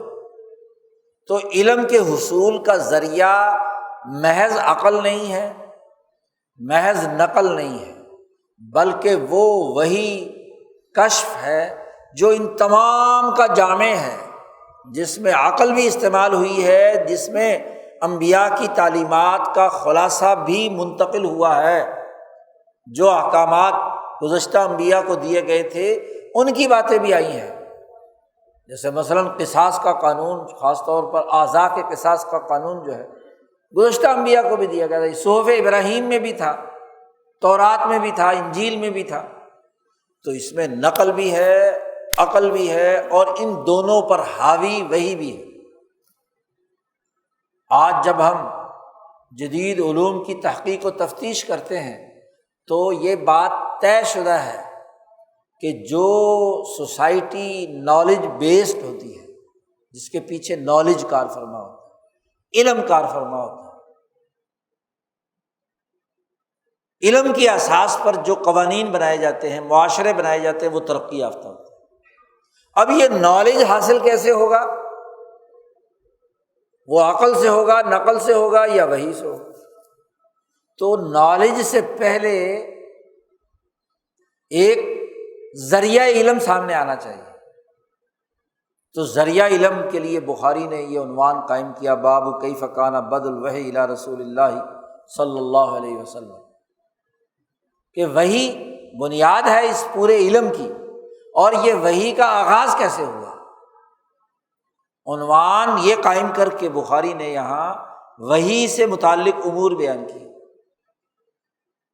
اور جب یہ علم آ گیا تو علم پر عمل درآمد تب ہوتا ہے کہ جس علم تک انسان کی رسائی ہو جائے تو اس علم پر انسان کو پختہ یقین اور اعتماد ہوگا تو عمل ہوگا۔ ایک ڈاکٹر کو اپنے علم پر اعتماد نہیں ہے تو وہ مریض کا مرض ڈائگنوز کر سکتا ہے؟ جو اس نے طبی اصول پڑھے ہیں، طبی پروسیجر پڑھا ہے مرض کو ڈائگنوز کرنے کا، اگر اسے اس پروسیجر پر اعتماد نہیں ہے تو وہ مرض کی صحیح نشاندہی نہیں کر سکتا۔ وہ کہے جی یوں بھی ہو سکتا ہے، یوں بھی ہو سکتا ہے، یوں بھی ہو سکتا ہے، تو ڈلمل یقین سے کیا ہوتا ہے؟ کوئی نتیجہ نکلتا ہے۔ ایک انجینئر کو اپنے سوسائٹی کی تعمیر و تشکیل کے جس شعبے سے وہ متعلق ہے، سول انجینئر ہے، الیکٹریکل انجینئر ہے، میکینیکل انجینئر ہے، اس علم پر اسے اعتماد نہیں ہے تو وہ اپنے شعبے میں کیا کردار ادا کرے؟ اسی شک میں ہوگا کہ سیمنٹ کتنا ملانا ہے، اس بلڈنگ میں سریا کتنا پڑنا ہے، اس کا علم اس کو یقین نہیں ہے تو وہ کبھی بلڈنگ نہیں بنا سکتا۔ تو وہی ذریعہ علم بیان کرنے کے بعد بخاری نے اس کتاب کے خطے میں، برنامج میں، سناپسز میں اہم ترین کتاب الایمان لائے کہ یہ جو وحی کے ذریعے سے علم آیا ہے، اس علم پر پختہ یقین کا ہونا اور یقین کی نوعیتیں کیا ہے اس سے متعلق روایات اور احادیث لائے۔ اور جب یقین آ گیا تو وہ علم کیا ہے، علم کی اہمیت کیا ہے، عالم، معلم، طالب علم اور نسبت علم، چار چیزیں علم سے متعلق، اس کے لیے امام بخاری نے کتاب العلم کا عنوان قائم کیا۔ اور پھر اس کے بعد سے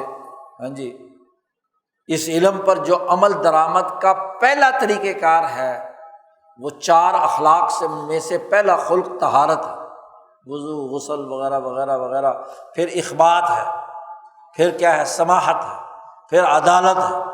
تو چاروں بنیادی اخلاق سے متعلق جو عبادات اور شرائع تھیں، اور چاروں ارتفاقات سے متعلق شخصیت کی تعمیر، تزکیہ نفس کا، خاندان، سوسائٹی، اپنے گرد و پیش کی اجتماعیت، بین الاقوامی نظام، ارتفاقات سے متعلق امور پر امام بخاری نے عنوان قائم کیا۔ اور پھر جب کتاب مکمل ہوتی ہے تو اس پورے سسٹم کا نقطہ، محور، مرکزی نقطہ کیا ہے؟ وہ توحید الہی ہے۔ تو بخاری نے آخر میں کیا ہے، کتاب التوحید کا عنوان قائم کر کے توحید کی جو اصل روح ہے اسے زندہ کیا ہے، اور اس توحید کے اس مرکزی فکر کے خلاف جتنی گمراہ جماعتیں تھیں ان کے تصور کا رد کر کے اصل جو توحید ہے جس کے عملی نتائج سامنے آنے چاہیے اسے امام بخاری نے واضح کر دیا۔ اس طرح اس پوری کتاب کی ترتیب بڑی جامع، بڑی منفرد اور بڑی ہی انسانیت کے لیے رہنمائی کا باعث ہے، بشرطے کہ انسانی سماج، معاشرے، سوسائٹی سے متعلق غور و فکر کی اساس بنایا جائے اس کتاب کو، محض روایتی اور رسمی طور پر نہ پڑھا جائے۔ تو اب ہمارے سامنے زیر بحث ہے اس کا پہلا باب کیف کان بدء الوحی الی رسول اللہ صلی اللہ علیہ وسلم، کہ وحی کی حقیقت کیا ہے، وحی کی ماہیت کیا ہے۔ امام شاہ ولی اللہ دہلوی نے 1000 سالہ محدثین فقہاء کی جدوجہد کو سامنے رکھ کر جو علوم مرتب اور مدون کیے ہیں ان میں ایک بڑی بنیادی کتاب ہے تعبیر الاحادیث۔ تعبیر الاحادیث میں انبیاء علیہم السلام کے قلوب پر جو علوم کے نزول کا طریقہ کار ہے وہ واضح کیا گیا۔ وہاں شاہ صاحب نے وحی کی تعریف کی کہ وحی کسے کہتے ہیں۔ تو یہ بحث تو جب وہ کتاب طالب علم پڑھیں گے تو وہاں کی جائے گی کہ وحی کی اصل حقیقت کی تعریف کیا ہے۔ یہاں تو اس باب کے ذیل میں جو بنیادی باتیں ہیں اور ان میں جو سب سے پہلی حدیث ہے اس پر آج ہم گفتگو کرتے ہیں۔ تو امام بخاری نے ایک طرف تو یہ عنوان قائم کیا سوالیہ، بڑی اہم بات تحقیق کے اندر یہ ہوتی ہے کہ آپ اپنے منہج تحقیق کے لیے ایک سوال متعین کریں۔ اگر سوال کو پیش نظر رکھ کر تحقیق نہ کی جائے تو وہ حقیقت میں وہ تو کیا ہوتا ہے، مکھی پہ مکھی مارنا ہوتا ہے۔ کوشچن پیدا کرنا قانون سازی کی بنیاد ہے۔ پارلیمنٹ میں بھی جب قانون سازی ہوتی ہے تو ایک سوال زیر بحث ہوتا ہے کہ سوال کیا ہے، اس سوال کا جواب تلاش کرنے کے لیے لوگوں سے کہا جاتا ہے، اراکین سے کہا جاتا ہے کہ بھئی اس کا جواب دو۔ تو بخاری نے باب سوالیہ بنیادوں پر قائم کیا ہے کہ کیف کان بدء الوحی الی رسول اللہ صلی اللہ علیہ وسلم، اور اس باب کے عنوان میں دوسرا حصہ ہے اللہ تعالیٰ کا قول لا کر وحی کی اہمیت بیان کر دی، اور یہ بھی بتلا دیا کہ یہ وحی کا تسلسل نوح علیہ السلام سے لے کر رسول اللہ صلی اللہ علیہ وسلم تک ہے۔ قرآن حکیم نے اللہ نے فرمایا انا اوحینا الیک کما اوحینا الی نوح والنبیین من بعدہ، اے محمد صلی اللہ علیہ وسلم ہم نے آپ کی طرف وحی کی ہے جیسا کہ ہم نے وحی کی تھی نوح علیہ السلام اور نوح علیہ السلام کے بعد آنے والے تمام انبیاء، جی موسیٰ، عیسیٰ، ابراہیم وغیرہ وغیرہ، داؤد، تمام کا تذکرہ کیا اس آیت مبارکہ میں۔ تو اس آیت میں وضاحت کر دی شرع لکم من الدین میں، تو اس کی تفصیلات انبیاء کا تذکرہ کر دیا کہ وحی ہم نے ان پر نازل کی ہے۔ تو وحی کی حقیقت اور ماہیت بیان کرنے کے لیے یہ باب لائے ہیں، اور اس باب میں کل 6 حدیثیں ہیں۔ پہلی حدیث تو دراصل ایک بنیادی قانون کو واضح کرنے کے لیے ہے، اور یہ پہلی حدیث لائے ہیں امام بخاری اپنی اس سند کے ساتھ کہ جس میں امام بخاری کے زندگی کے سب سے پہلے استاذ سے یہ روایت ہے۔ امام بخاری نے اپنی تحقیق میں تدقیق کو بھی سامنے رکھا ہے، اور تدقیق باریک باریک باتوں کو بھی پیش نظر رکھنا۔ امام بخاری نے اس کتاب کا آغاز کیا ہے اپنے اس استاذ سے جو ان کی زندگی کا حدیث کا پہلا استاذ ہے، اور وہ امام حمیدی ہے، اس لیے کہا حدثنا الحمیدی، حمیدی نے ہم سے یہ روایت کی۔ اور امام بخاری نے اس کتاب کا اختتام کیا ہے ایک ایسے استاد سے جو ان کی زندگی کا سب سے آخری استاد تھا، پہلے استاد سے پہلی حدیث اور آخری استاد سے آخری حدیث۔ تو تحقیق و تدوین کی باریکیاں آج کل کے پتہ نہیں پی ایچ ڈی ہولڈر ان چیزوں کو دیکھتے ہیں کہ نہیں دیکھتے؟ نہیں دیکھتے۔ جو امام بخاری نے آج سے 1200 سال پہلے اپنے پیش نظر رکھی تھی، باریک سے باریک پہلو بھی امام بخاری کے پیش نظر۔ تو یہاں پہلے استاد سے امام بخاری یہ حدیث لائے ہیں حدثنا الحمیدی۔ امام بخاری کی جو کتاب پڑھنے کا انداز اور اسلوب یہ ہے کہ بخاری نے تو اپنے استاد کا نام بتا دیا۔ امام شاہ ولی اللہ فرماتے ہیں کہ بھائی دین تسلسل کا نام ہے، اور تسلسل کے بغیر کوئی چیز مستند نہیں ہوتی۔ تو بخاری تک ہماری سند کیا ہے؟ ہم جو آج بخاری پڑھ رہے ہیں، تو جب تک وہ نہیں سامنے آئے گی تو پھر کیا ہے؟ رسول اللہ صلی اللہ علیہ وسلم کی بات ہم آگے منتقل نہیں کر سکتے۔ آج کل بڑا عجیب تماشا ہو گیا، جس نے سند حاصل نہ کی ہو یا روایت لی نہ ہو، اسے سمجھا نہ ہو، بس خود ہی بخاری پڑھ کے محدث بن کے بیٹھ جاتے ہیں اور تشریحات شروع کر دیتے ہیں۔ یہ آج کل کا ایک بہت بڑا فتنہ ہے۔ تو بغیر کسی تسلسل کے، بغیر اساتذہ سے پڑھے ہوئے، کوئی ڈاکٹر بغیر میڈیکل یونیورسٹی میں پڑھے اور سند حاصل کیے بغیر علاج کر سکتا ہے؟ کوئی انجینئر بلڈنگ بنا سکتا ہے، لائسنس ملے گا اسے؟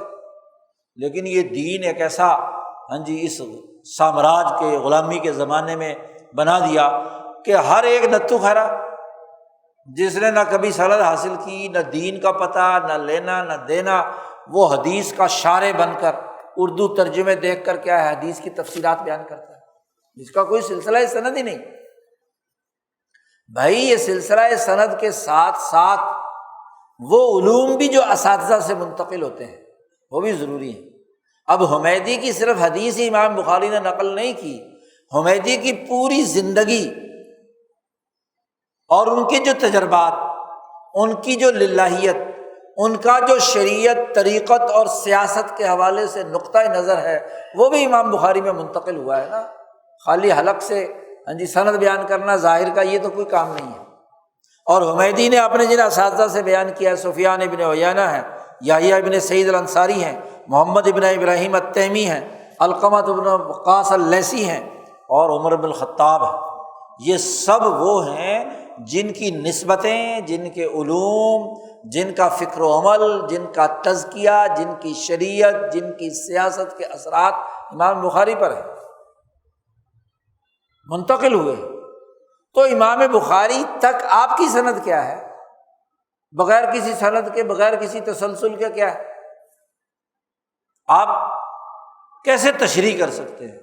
آپ کو تو اس حدیث کے پس منظر کا ہی نہیں پتا کہ کہاں اور کس موقع پر ہوئی۔ یہ جو اتنی شروحات بخاری کی اور حدیث کی کتابوں کی لکھی ہیں لوگوں نے، تو پس منظر ہی بیان کیا ہے نا، کہ یہ پھر کس پس منظر میں رسول اللہ صلی اللہ علیہ وسلم نے بات بیان فرمائی ہے۔ اپنی طرف سے خود ساختہ کوئی مطلب نکالا جائے گا؟ پھر وہ حدیث تو ہے، کیا یہ قانون بھی ہے؟ کیا یہ سنت بھی ہے؟ آج کل بڑا رواج ہو گیا، اور یہ جب سے یہ موبائل کا فتنہ آیا ہے تو جناب حدیثیں شیئر کرو، اپنی طرف سے بخاری سے اٹھائیں گے، ترمذی سے اٹھائیں گے، کسی حدیث کی کتاب سے کوئی حدیث اٹھائیں گے، شیئر کر دیں گے۔ اب اس کا پس منظر کیا ہے، مطلب کیا ہے، مفہوم کیا ہے، وہ کچھ نہیں۔ ہر آدمی اس حدیث کی بنیاد پر اپنا قانون خود ہی گھڑتا ہے۔ یہ بھی ایک بڑا فتنہ ہو۔ کیا کبھی ایسا ہوا ہے کہ جی میڈیکل کی دنیا میں جو خاص طور پر پیچیدہ امراض ہوں، ان میں سے کہیں سے کتاب سے کوئی اقتباس لو اور عوام میں شیئر کر دو کہ لو جی پکڑو، اور خود ہی اس کے مطابق اپنا علاج کر لیا کرو؟ وہ ٹوٹکا ہو سکتا ہے، وہ الٹا بھی پڑ سکتا ہے، وہ نقصان بھی دے سکتا ہے۔ اس کی ڈوز کتنی ہونی چاہیے، وہ کتنے مرض کے اندر کیسے استعمال ہوگا؟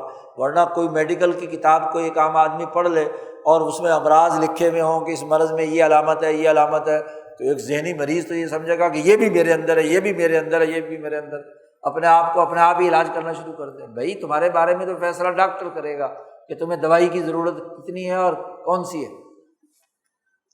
تو احادیث کا جو تسلسل ہے وہ ہونا ضروری ہے۔ ہم جب یہ حدیث کی کتاب پڑھتے ہیں یا ہمیں جب اساتذہ نے پڑھایا تو اس حدثنا سے پہلے ایک جملہ کہا جاتا ہے، وَبِهِ قَالَ حَدَّثَنَا، اس سند متصل کے ساتھ جو میرے استاد سے امام بخاری تک پہنچتی ہے۔ جب تک وہ سند نہیں بولتا کہ میں نے کس استاد سے پڑھا، تو اس وقت تک اس کا پڑھنا اور آگے طلباء کو منتقل کرنا کوئی حیثیت نہیں رکھتا، کیونکہ دین میں خود رائی نہیں ہے، اپنی طرف سے بات نہیں ہے۔ دین سینوں سے سینوں میں منتقل ہوا ہے، سند سے سند میں منتقل ہوا ہے، اشخاص سے اشخاص میں آیا ہے، جماعت سے جماعت میں آیا ہے، طبقتاً بعد طبقتاً، نسلاً بعد نسل، زماناً بعد زمان، اس کا پورا ایک تسلسل ہے۔ تو تاریخی تسلسل کے بغیر تو کوئی دین نہیں ہوتا۔ تو یہاں ہر حدیث کا آغاز کرنے سے پہلے ہر طالب علم کے لیے لازمی ہے کہ وہ یہ کہے وَبِهِ قَالَ، کہ اس سند کے ساتھ جو میرے استاد سے شروع ہو کر امام بخاری تک ہے، اس سند کی بنیاد پر میں اب پڑھتا ہوں کہ حدثنا الحمیدی، کہ حمیدی نے ہم سے یہ بات بیان کی ہے۔ اور یہ ہمارے اس سلسلہ سند میں 23 واسطے ہیں۔ ہم نے یہ بخاری شریف پڑھی ہے مفتی ولی حسن صاحب ٹونکی سے، اور انہوں نے یہ بخاری پڑھی ہے شیخ الاسلام مولانا سید حسین احمد مدنی رحمۃ اللہ علیہ سے، اور انہوں نے یہ بخاری پڑھی ہے شیخ الہند مولانا محمود حسن سے۔ شیخ الہند مولانا محمود حسن نے یہ بخاری پڑھی ہے حجت الاسلام مولانا محمد قاسم نانوتوی سے۔ انہوں نے یہ کتاب پڑھی ہے شیخ عبد الغنی مجددی سے، اور شیخ عبد الغنی مجددی نے یہ کتاب پڑھی ہے حضرت شاہ محمد اسحاق دہلوی سے، اور شاہ محمد اسحاق دہلوی نے یہ کتاب پڑھی ہے، یہ حدیث پڑھی ہے اپنے استاذ حضرت شاہ عبد العزیز دہلوی سے، اور شاہ عبد العزیز دہلوی نے یہ کتاب پڑھی ہے اپنے والد اور اپنے استاذ امام شاہ ولی اللہ دہلوی سے، اور امام شاہ ولی اللہ دہلوی نے اپنے والد حضرت شاہ عبد الرحیم دہلوی اور شیخ ابو طاہر کردی المدنی سے، دونوں کی تفصیلی سند شاہ ولی اللہ صاحب نے امام بخاری تک بیان کی ہے، جس میں بڑے بڑے علماء اس بخاری کے عظیم شارح ابن حجر عسقلانی، شیخ الاسلام زکریہ انصاری، اور پورا ایک تسلسل ہے امام قشاشی اور امام شناوی سے لے کر اوپر تک امام فربری جو امام بخاری کے شاگرد ہیں اور اس کتاب کے راوی ہیں۔ تو یہ پورا سلسلہ سند ہے، 23 واسطے ہیں ہمارے امام بخاری تک، اور امام بخاری سے رسول اللہ صلی اللہ علیہ وسلم تک درمیان میں 5 واسطے ہیں۔ یہاں آپ دیکھیے کہ 3 4 5 چھٹے عمر ہیں، 6 واسطے ہیں، 6 یہ اور 23 اور 24 میں بخاری، 30 واسطے ہیں رسول اللہ صلی اللہ علیہ وسلم تک۔ ہم ان 3 واسطوں کے ذریعے سے یہ روایت پڑھتے ہیں، اور ان کے علوم و افکار، جو نظریہ ہمارے استاذ کا، جو نظریہ حضرت مدنی کا، جو نظریہ شیخ الہند کا، جو نظریہ مولانا قاسم نانوتوی کا، جو نظریہ شاہ ولی اللہ کا، شاہ عبد العزیز کا، شاہ اسحاق کا، اس نظریے کے تسلسل میں ہم یہ بات کہتے ہیں کہ حدثنا الحمیدی، ہمارے سامنے حمیدی نے یہ روایت بیان کی ہے، اور وہ کہتے ہیں کہ حدثنا سفیان قال حدثنا، وہ کہتے ہیں یا ابن سعید الانصاری نے ہم سے یہ روایت بیان کی ہے، قال اخبرنی محمد ابن ابراہیم التیمی، وہ فرماتے ہیں کہ میں نے سنا ہے علقمۃ ابن الوقاص اللیثی سے، اور فرماتے ہیں کہ میں نے سمعت عمر بن الخطاب رضی اللہ عنہ علی المنبر، عمر بن خطاب جب امیر المومنین ہے، خلیفۃ المسلمین ہے، تو منبر رسول پر بیٹھ کر انہوں نے یہ حدیث مجمع عام کے سامنے سنائی ہے۔ حدیث کا اصول اور ضابطہ یہ ہے کہ ایک استاد نے کمرے میں بند ہو کر اپنے شاگرد کو بتا دی، اور ایک یہ کہ مجمع عام میں بیان کی ہو، تو اس حدیث کی بڑی حیثیت ہے کہ سب کے سامنے یہ بات رسول اللہ صلی اللہ علیہ وسلم کی نقل کی ہے۔ کس نے؟ عمر بن خطاب رضی اللہ تعالیٰ عنہ۔ یقول سمعت رسول اللہ صلی اللہ علیہ وسلم، عمر فاروق نے فرمایا منبر رسول پر بیٹھ کر کہ میں نے رسول اللہ صلی اللہ علیہ وسلم سے سنا ہے۔ کیا سنا ہے؟ ایک بنیادی قانون انسانی سوسائٹی کا، کیونکہ وہی قرآن کی صورت میں ہو، وہی غیر مطلوب حدیث کی صورت میں ہو، انسانی معاشرے کے لیے جو نظام بنایا جائے وہ انسانوں کے لیے ہوتا ہے، اور کوئی انسان دنیا کا ایسا نہیں ہے جو اپنی زندگی میں عمل نہ کرتا۔ صبح سے شام تک اس کا جسم حرکت میں رہتا ہے، عمل کر رہا ہے، بولتا ہے، کھاتا ہے، پیتا ہے، سوتا ہے، جاگتا ہے، کام کاج کرتا ہے، لین دین کرتا ہے، معاملات کرتا ہے، تو اعمال ہے۔ تو بخاری اس حدیث کو لائے ہیں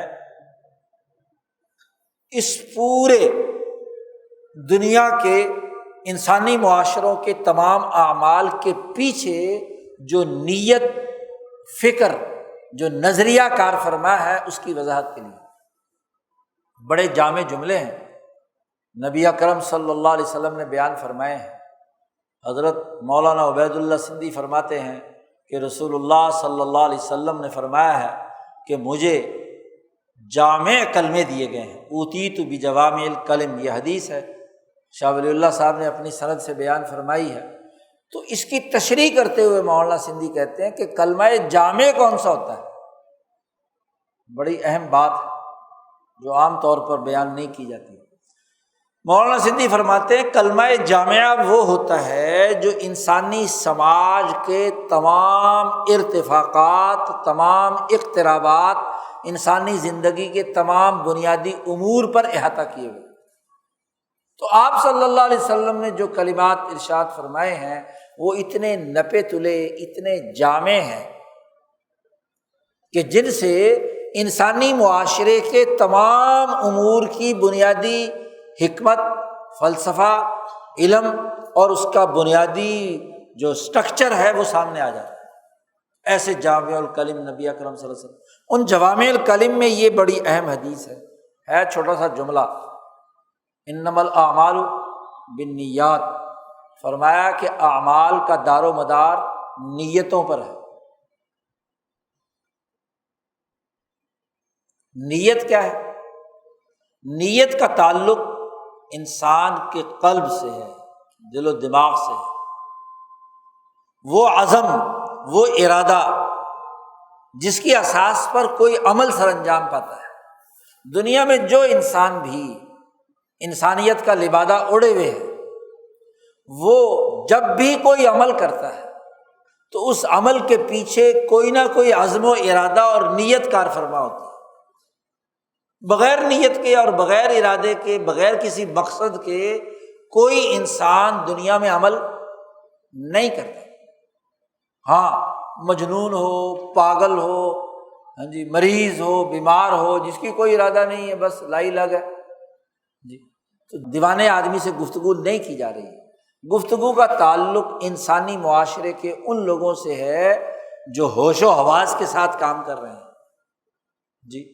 تو دنیا میں انسان کھاتا ہے، پیتا ہے، چلتا ہے، اٹھتا ہے، بیٹھتا ہے، اس کے پیچھے کوئی نہ کوئی نیت، کوئی نہ کوئی عزم، کوئی نہ کوئی ارادہ ضرور ہوتا ہے۔ آپ ایک جگہ سے دوسری جگہ گئے ہیں تو کیوں گئے؟ کوئی ارادہ تو ہوگا نا، کوئی نیت تو ہوگی۔ پوچھو جی کیوں آئے تھے؟ کہ میں ویسے ہی آیا تھا۔ یہ ہو ہی نہیں سکتا کہ ویسے آیا تھا، ہو سکتا ہے؟ یہ جھوٹ ہے سراسر۔ کوئی نہ کوئی نیت بنا کر آپ آئے ہیں، تو اب وہ نیت، عمل کا دار و مدار نیت پر ہے۔ اگر نیت اور ارادہ صحیح ہے تو عمل صحیح ہے، نیت اور ارادہ غلط ہے تو عمل نتیجہ خیز نہیں ہوگا۔ جس درجے کی نیت ہوگی اس درجے کا وہ عمل شمار ہوگا، اس عمل کی نوعیت اس کی نیت کے اعتبار سے۔ ایک آدمی بڑی اچھی گفتگو کر رہا ہے، تقریر کر رہا ہے، ریاکاری پیش نظر ہے، تو وہ عمل بھی کیا ہے؟ کوڑے دان میں جائے گا، اس کی کوئی حیثیت اور قدر نہیں ہوگی۔ اور ایک آدمی وہی کام کر رہا ہے لیکن انسانی بھلائی کے لیے، انسانوں کو شعور دینے کے لیے، اللہ سے تعلق قائم کرنے کے لیے، انسانی حقوق ادا کرنے کے لیے، تو نیت صحیح ہوگی تو عمل صحیح ہوگا۔ تو دنیا کا کوئی عمل بغیر نیت کے نہیں ہوتا، اور جیسی نیت ویسی مراد، جیسا ارادہ ویسا۔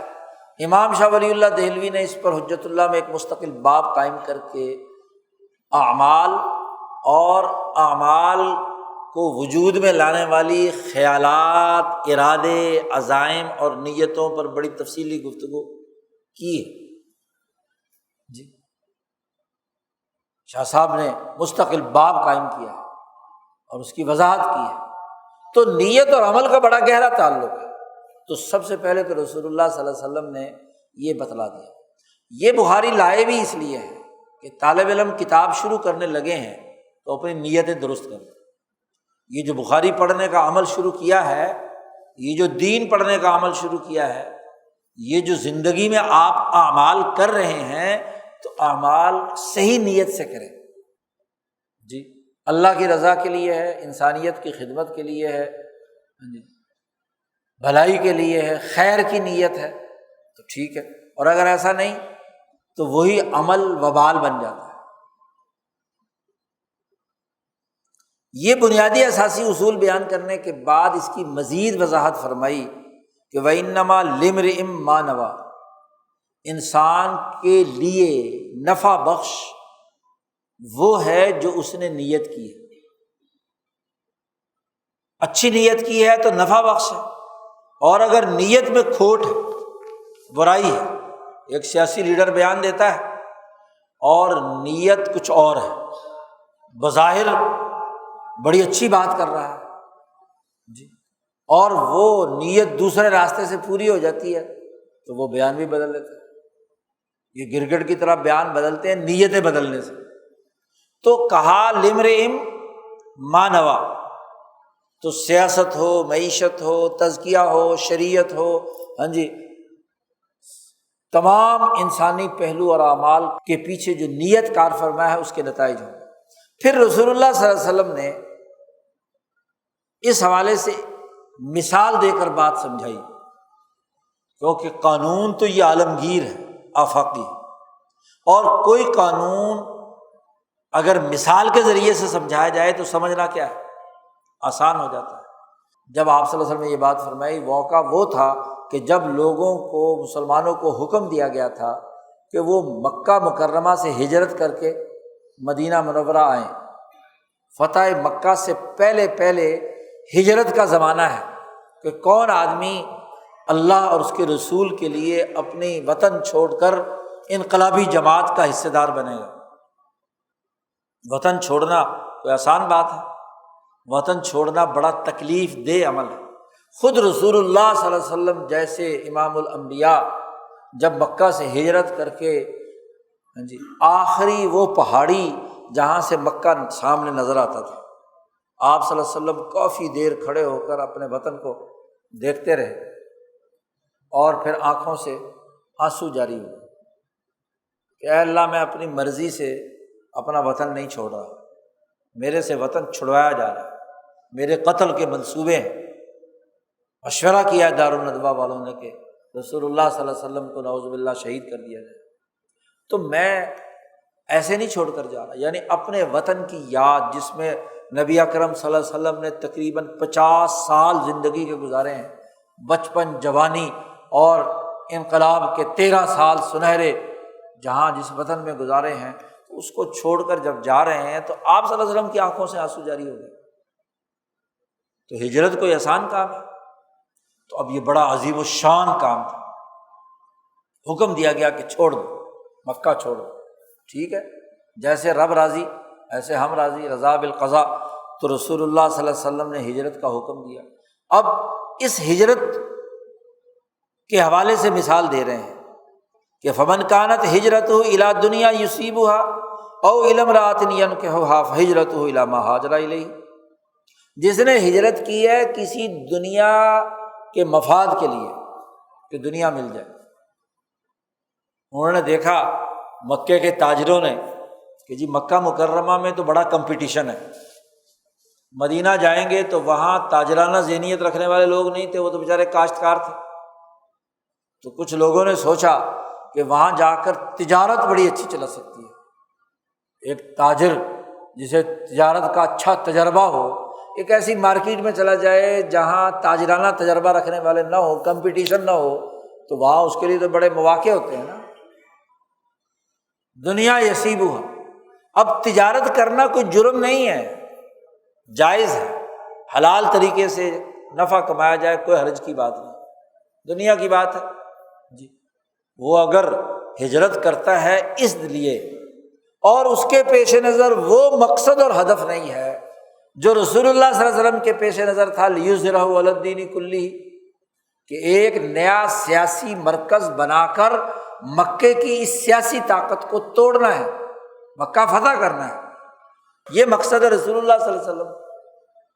آپ ہجرت کر رہے ہیں اس نیت سے، ابو بکر ہجرت کر رہے ہیں اس نیت سے،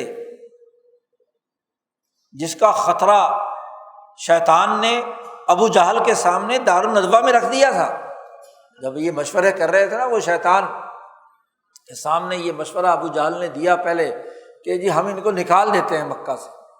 شیطان نے کہا تھا بے وقوف ہو تم، مکے کے اندر تمہارے سسٹم میں رہتے ہوئے تم سے محمد رسول اللہ صلی اللہ علیہ وسلم ہاں جی تمہاری بات نہیں مان رہے، تمہارے کنٹرول میں نہیں ہے، اور ان کی بات پھیل رہی ہے ہر گزرتے دن کے ساتھ۔ تم نے اگر مکہ سے نکال دیا تو یہ باہر جا کر تو اپنا ایک مرکز بنا لیں گے، اور یہ پھر تمہارے لیے بڑی مصیبت بن جائے گی۔ اگر یہاں لوگ اور قبائل ان پر مسلمان ہو رہے ہیں تو الگ مرکز بنا لیا تو پھر پوری دنیا ان کے ساتھ وابستہ ہو جائے گی، تم اکیلے رہ جاؤ گے، تمہاری طاقت ٹوٹ جائے گی۔ تو مقصد تو لیظہرہ علی الدین کلہ تھا، مکی آیت ہے یہ۔ تو رسول اللہ صلی اللہ علیہ وسلم کا مقصد تو غلبہ تھا، مکہ فتح کرنا تھا، یہ نہیں ہے کہ مکہ ان کے حوالے کر دیا اور خود بھئی اللہ کا گھر جو ہے اسے تو آزاد کرانا ہے، اس کو غلامی میں رکھنا ہے۔ تو اس مقصد کے لیے رسول اللہ صلی اللہ علیہ وسلم مدینہ منورہ جا رہے ہیں۔ اب ایک آدمی اگر اس لیے جا رہا ہے کہ صرف وہاں کاروبار کروں گا، مارکیٹ پہ کمپٹیشن اس پر قبضہ کر کے زیادہ سے زیادہ پرافٹ کماؤں گا، دنیا یصیب ہو۔ یا ایک صاحب تھے، انہوں نے ہجرت اس لیے کی کہ وہ ایک عورت سے وہاں نکاح کرنا چاہتے تھے، تو مکہ میں رہتے ہوئے وہ نکاح نہیں ہو رہا تھا، تو انہوں نے کہا چلو مدینہ جائیں گے، ہجرت کی ہجرت ہے اور نکاح کا تو نکاح کرنا کوئی جرم نہیں ہے، زنا جرم ہے، لیکن یہ زیادہ سے زیادہ ارتفاق ثانی کی بات ہے، یہ ارتفاق ثالث اور ارتفاق رابع کی بات نہیں ہے۔ حضور صلی اللہ علیہ وسلم نے فرمایا کہ کسی نے کسی عورت سے نکاح کرنے کے لیے ہجرت کی ہے تو فہجرتہ الی ما ہاجر الیہ، بڑا نپۃ اللہ جملہ استعمال فرمایا کہ اس کی ہجرت اس کی نیت کے مطابق اسی درجے کی ہے جس درجے کی اس نے نیت کی ہے۔ ارتفاق ثانی کے درجے کی ہوگی اور یا زیادہ زیادہ تجارت، وہ بھی ارتفاق ثانی کے درجے کی چیز ہے، خرید و فروخت لین دین، تو وہ ہوگی۔ بس جو اعلیٰ درجے کی نیت ہے غلبے کی، وہ نیت پیش نظر نہیں، تو وہ اس درجے میں نہیں پہنچے گا۔ اور ایک وہ صحابی، اور خاص طور پر عمر بن خطاب جو روایت بیان کر رہے ہیں، ان کی ہجرت کا مقصد، ابو بکر کی ہجرت کا مقصد، اولو العزم صحابہ کی ہجرت کا، جو مہاجرین اولین ہیں، ہاں جی، ان کی ہجرت کا مقصد تو غلبہ دین ہے، باقی ذیلی چیزیں ہیں۔ اس لیے عمر فاروق مہینے میں 15 دن ہاں جی کام کاج کرتے ہیں اور 15 دن رسول اللہ صلی اللہ علیہ وسلم کی صحبت میں رہتے ہیں، اور ان 15 دنوں میں بھی اپنے ساتھ ایک دوست ملا رکھا ہے کہ جو ان کے کام کے دن رسول اللہ صلی اللہ علیہ وسلم کے پاس جائے گا اور آپ کی باتیں رات کو سن کر، رات کو آ کر بتائے گا، باری مقرر کی، جیسے آگے بخاری روایت لائے ہیں۔ تو کہنے کا مقصد یہ ہے کہ نیت اور عزائم کیا ہے۔ تو بخاری یہ کہہ رہے ہیں کہ دیکھو یہاں ایک طالب علم کو صحیح نیت کرنی ہے، اور نیت وہ ہونی چاہیے جو رسول اللہ کی تھی، جو عمر فاروق کی تھی، ہاں جی، جو صحابہ کی تھی، اولو العزم لوگوں کی ہے، اعلیٰ درجے کی نیت۔ اور اعلیٰ درجے کی نیت کیا ہے کہ دین کے غلبے کا بین الاقوامی نظام قائم کرنا ہے، ارتفاق رابع تک، دین کی تعلیمات کا، عبادات کا، اقترابات کا، ارتفاقات کا، ہاں جی، عالمی غلبے کا نظام بنانا، یہ اعلیٰ درجے کی نیت ہے۔ اب اگر کوئی آدمی بخاری پڑھے، احادیث پڑھے، اور اس سے صرف اس کا مقصد یہ ہو کہ میں اپنی ذاتی زندگی میں ترقی کا کوئی طریقہ کار اختیار کر لوں، کیونکہ جب میں بخاری پڑھ کر نکلوں گا تو میں مولوی علامہ تن ہوں گا، پھر لوگ میرا استقبال کریں گے، پھر میں کسی مسجد میں خطیب بنوں گا، اور پھر میں یہ ہوگا اور وہ ہوگا، نمود و نمائش کے لیے۔ حدیث میں آیا کہ رسول اللہ صلی اللہ علیہ وسلم نے فرمایا کہ من طلب العلم لیجارا بہ العلماء او لیمارا بہ السفہاء، جو اس آدمی نے علم حاصل کیا کہ لوگوں کے سامنے اپنے آپ کی ممارات، کہ میں بہت بڑا مولوی ہوں، جاہلوں کے سامنے تقریر کر کے، بے وقوفوں کے سامنے، اور اپنے برابر کے مولویوں سے ٹکر لوں گا کہ میں بڑا مولوی ہوں، بڑا عالم ہوں، تو ادخلہ اللہ النار، اللہ تعالیٰ اسے پکڑ کے جہنم میں ڈال دے گا کہ تو نے تو علم ہی غلط نیت سے حاصل کیا تھا۔ لیکن جس نے علم حاصل کیا اللہ کی رضا اور انسانیت کی خدمت، دین کے غلبے کے نقطۂ نظر سے، تو جس درجے کی اس کی نیت اعلیٰ ہوگی، اسی درجے میں اسے کیا ہے نتیجہ ملے گا۔ تو جن اساتذہ سے ہم نے پڑھا، شیخ الہند حضرت مدنی، ہاں جی، اس طرح ولی اللہ سلسلے کے باقی علماء، انہوں نے بڑی اونچے درجے کی نیت بنائی ہے۔ شاہ ولی اللہ صاحب کی نیت کوئی معمولی سی تھی۔ اب جب یہ حدیث پڑھیں گے تو جن اساتذہ سے پڑھا ہے ان کی نیت دیکھیں گے نا، امام بخاری کی نیت دیکھیں گے۔ امام بخاری نے جب یہ احادیث کے پھیلانے کا کام شروع ہوا اور جناب دنیا بھر میں امام بخاری کی شہرت ہوئی، تو بڑے بڑے مولویوں کو آگ لگ گئی حسد اور کینے میں۔ پہلے تو علماء نے، ہاں جی، وہ جو ادھر کے علماء تھے، انہوں نے، خوارزم کے علماء، انہوں نے فتویٰ دے دیا۔ امام بخاری جب وہاں سے ہاں جی وہاں آئے تو شہرت ہوئی، تو انہوں نے کہا کہ بھئی یہ تو بڑے شیخ الحدیث آ گئے، تو ہمارا کیا ہے معاملہ بگڑ جائے گا۔ تو انہوں نے کہا یہ امام بخاری گمراہ ہے، امام بخاری انہوں نے کہا چلو جی میں یہاں نہیں رہتا، اپنے بخارا میں چلے گئے۔ وہاں بخارا میں بھی والی بخارا کہتا ہے کہ میرے بچوں کو گھر میں پڑھانے آیا کرو۔ بخاری نے کہا کہ یہ علم انہوں نے حاصل کرنا ہے، چل کر میں آؤں گا، بادشاہ کا بیٹے ہوں، والی کے بیٹے ہوں، علم انہوں نے حاصل کرنا، چل کر وہ میرے پاس آئیں گے یا میں ان کے پاس جاؤں گا؟ علم کا وقار کیا ہے؟ کنویں کے پاس پیاسا آتا ہے یا کنواں چل کر پیاسے کے پاس جاتا ہے؟ اور پھر یہ حکمرانی کا نشہ تمہارے اندر کہ جی غریبوں کے ساتھ بیٹھ کر ہم نے علم نہیں حاصل کرنا، امیروں کے لیے الگ سے کلاس ہونی چاہیے، ان کے لیے الگ سے جماعت ہونی چاہیے۔ بخاری نے انکار کر دیا۔ اب مولویوں نے اکسایا والی بخارا کو کہ یہ بخاری جو ہے نا یہ نعوذ باللہ گمراہ ہے، فتوے لگا دیے۔ تو والی بخارا نے کہا امام بخاری کو کہ میری ریاست سے باہر نکل جاؤ، تم تو گمراہ ہو گئے۔ مولویوں نے بڑے بڑے فتوے داغے، تو بخاری جو ہے بخارا چھوڑ کر جانے لگے۔ جس ریاست میں جانے لگے اگلی ریاست کے وہاں کے مولویوں نے کہا کہ بخاری یہاں آ گئے تو یہ تو پھر ہماری دکانیں ختم ہو جائیں گی، کیونکہ وہ تو امیر المومنین فی الحدیث ہیں، ان کا تو پوری دنیا میں ڈنکا ہے، تو طالب علم ان سے پڑھیں گے، ہمارا تو معاملہ ختم ہو جائے گا۔ تو وہاں کے حکمران کے کان بھرے اور اس نے اپنی ریاست کے بارڈر پر لکھ دیا کہ بخاری ہمارے علاقے میں نہ آئے۔ اب جس میں رہ رہے ہیں وہ کہتے ہیں نکل جاؤ، اور جس میں جانا چاہتے ہیں وہ کہتے ہیں نہ آئے۔ تو دونوں ریاستوں کی سرحد پر وہ بستی ہے خرتنگ، جہاں امام بخاری نے کہا کہ اللہ میاں میں کیا کروں، ادھر والے کہتے ہیں ادھر نہ ہو، ادھر والے کہتے ہیں ادھر نہ ہو، اب یہی ہے کہ تو مجھے اپنے پاس بلا لے۔ ایک ہی جگہ رہ گئی نا کہ اوپر چلا جاؤں بس، یا نیچے چلا جاؤں، میرا جسم زمین پر اور روح اوپر۔ تو امام بخاری کا انتقال وہیں ہوا ہے۔ آج کوئی مولوی بخاری پڑھے بغیر مولوی نہیں بنتا، اور اس زمانے کے سارے مولویوں نے بخاری کو کافر قرار دیا، گمراہ قرار دیا۔ امام اعظم امام ابو حنیفہ کے خلاف فتوے دیے، جیل میں انتقال ہوا امام بخاری کا۔ امام مالک کو کوڑے لگائے گئے مدینہ منورہ کی گلیوں میں، ہاں جی پھرایا گیا۔ تو جس نے بھی کام کیا، آگے روایت آ رہی ہے رسول اللہ صلی اللہ علیہ وسلم نے جب نبوت کا آپ پر یہ آیات نازل ہوئی ہیں، ورقہ بن نوفل کے پاس پہنچے ہیں، ان کی حضرت خدیجہ لے کر گئی ہیں، تو انہوں نے کہا کہ بھائی یہ تو ناموس ہے، وہ ہے جو موسیٰ پر آیا ہے، اور یہ جس پر نازل ہوتا ہے نا اسے اس کی قوم بڑی تکلیف دیتی ہے، جی اس کو تکلیف دی جاتی ہے، ایذا دی جاتی ہے۔ تو نیت کون سی ہے؟ تو والی بخارا کی نیت، وہاں کے مولویوں کی نیت کیا تھی؟ حسد، کینہ، بغض، عداوت، اس کے علاوہ اور کیا تھا؟ ولی اللہ سلسلے کے بزرگوں کے خلاف جو فتوے بازی شاہ ولی اللہ سے لے کر اب تک جاری ہے، تو وہاں بھی وہی نیت کار فرمایا نا، نیت کیا ہے، مقصد کیا ہے، ہدف کیا ہے؟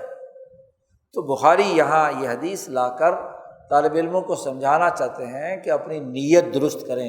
نیت وہ ہونی چاہیے، بخاری پڑھ رہے ہو تو بخاری والی ہونی چاہیے، جی بخاری پڑھ رہے ہو ہندوستان میں، یہ بخاری پڑھنا پڑھانا مدارس کے اندر جاری کرنا، سیاہ ستہ کا نصاب، یہ شاہ ولی اللہ صاحب کا کمال ہے۔ شاہ صاحب سے پہلے اکا دکا کوئی آدمی پڑھ لیتا تھا بخاری، اور وہ بھی تبرک کے لیے، مدارس میں باقاعدہ پڑھنے کا رواج نہیں تھا۔ شاہ صاحب نے آ کر ہاں جی حرمین شریفین کے سفر کے بعد سے اس کو باقاعدہ سلیبس کا حصہ بنایا، مدرسہ رحیمیہ کا سلیبس۔ یہاں کے جتنے بڑے بڑے اسکول آف تھاٹ تھے، جتنے مدارس تھے، وہ یا کانپوری تھا، یا وہ کیا ہے فرنگی محل تھا، یا اسی طریقے سے اور بڑے بڑے مدارس تھے، وہاں حدیث کی کتابیں نہیں پڑھائی جاتی، یا فقہ اور قانون کی، چونکہ سرکار میں قاضی لگ جاتا تھا بندہ، یا منطق اور فلسفے کی کہ فلسفیانہ گفتگو کرنے سے کیا ہے سوسائٹی میں بڑی عزت ہوتی تھی۔ اس زمانے میں منطقیوں کی بڑی عزت ہوتی تھی، جتنا بڑا منطقی ہوتا تھا اس کو سرکار میں اتنا بڑا عہدہ مل جاتا تھا۔ تو حدیث پڑھنے کا رواج نہیں تھا۔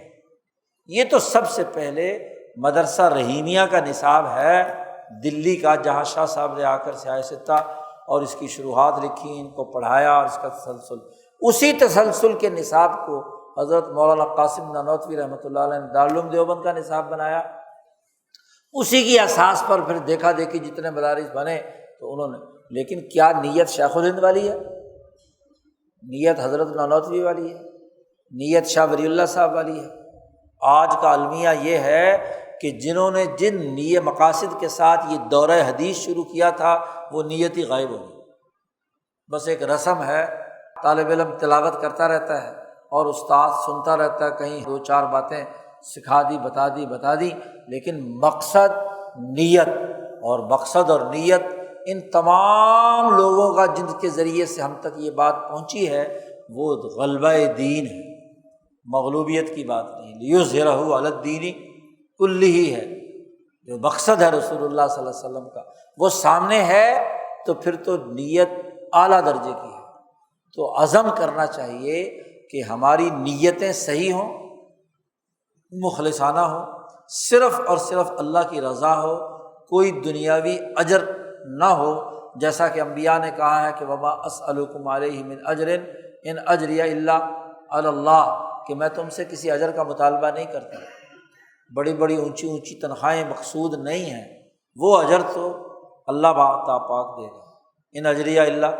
تو اس نیت کے ساتھ، جس اعلیٰ درجے کی نیت اخلاص اور للہیت کے ساتھ کام کریں گے اتنے درجے میں کیا کامیابی ہے۔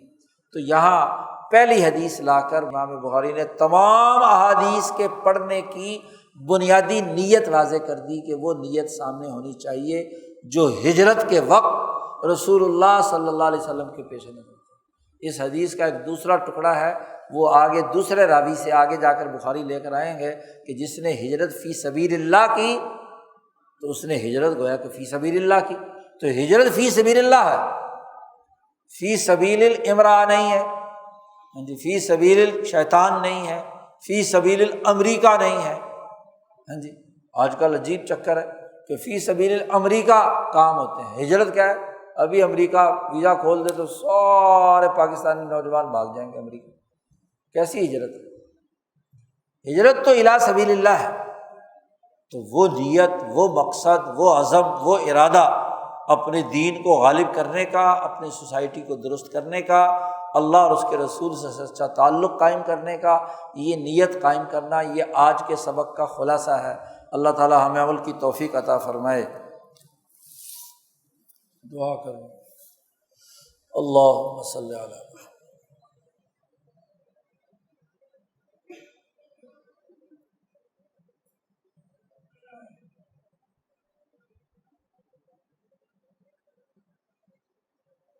ربنا ظلمنا انفسنا وان لم تغفر لنا وترحمنا لنكونن من الخاسرین، ربنا اغفر لنا ذنوبنا واسرافنا فی امرنا وثبت اقدامنا وانصرنا علی القوم الکافرین وانصرنا علی القوم الظالمین وانصرنا علی القوم المفسدین وانصرنا علی القوم المنافقین وانصرنا علی القوم الفاسقین والفاجرین۔ یا اللہ ہمارے انفرادی اور اجتماعی گناہوں کو معاف فرما، جن گناہوں کے سبب سے آج ہم عذاب الہی میں مبتلا ہیں، یا اللہ ہمارے وہ گناہ معاف فرما، ہمیں نبی اکرم صلی اللہ علیہ وسلم کی احادیث کا صحیح فہم و شعور نصیب فرما، غلبہ دین کی نیت اور نظریے سے کام کرنے کی توفیق عطا فرما، مغلوبیت، مروبیت، کم ہمتی، پستی اور بزدلی سے نجات عطا فرما، جرأت، ہمت، طاقت اور قوت اور غلبہ نصیب فرما۔ یا اللہ ہمارے ملک کی حفاظت فرما، ہر قسم کے شر اور فتنے سے ہمیں محفوظ فرما، ہماری جماعت کی حفاظت فرما، ہمارے اداروں کی حفاظت فرما، جو اخلاص و للہیت کے ساتھ تیرے دین کا کام کر رہے ہیں، یا اللہ ان کی مدد فرما، غلبہ نصیب فرما، طاقت اور قوت نصیب فرما، ذلت، رسوائی، مہنگائی اور بدحالی سے ہمیں نجات عطا فرما، دنیا میں بھی باوقار حیثیت سے زندگی بسر کرنے کی توفیق عطا فرما، اور مرنے کے بعد آخرت میں بھی کامیابی نصیب فرما۔ یا اللہ ہمیں عذاب قبر، عذاب حشر اور عذاب جہنم سے محفوظ فرما، جنت الفردوس نصیب فرما۔ ربنا آتنا فی الدنیا حسنہ وفی الآخرۃ حسنہ وقنا عذاب النار۔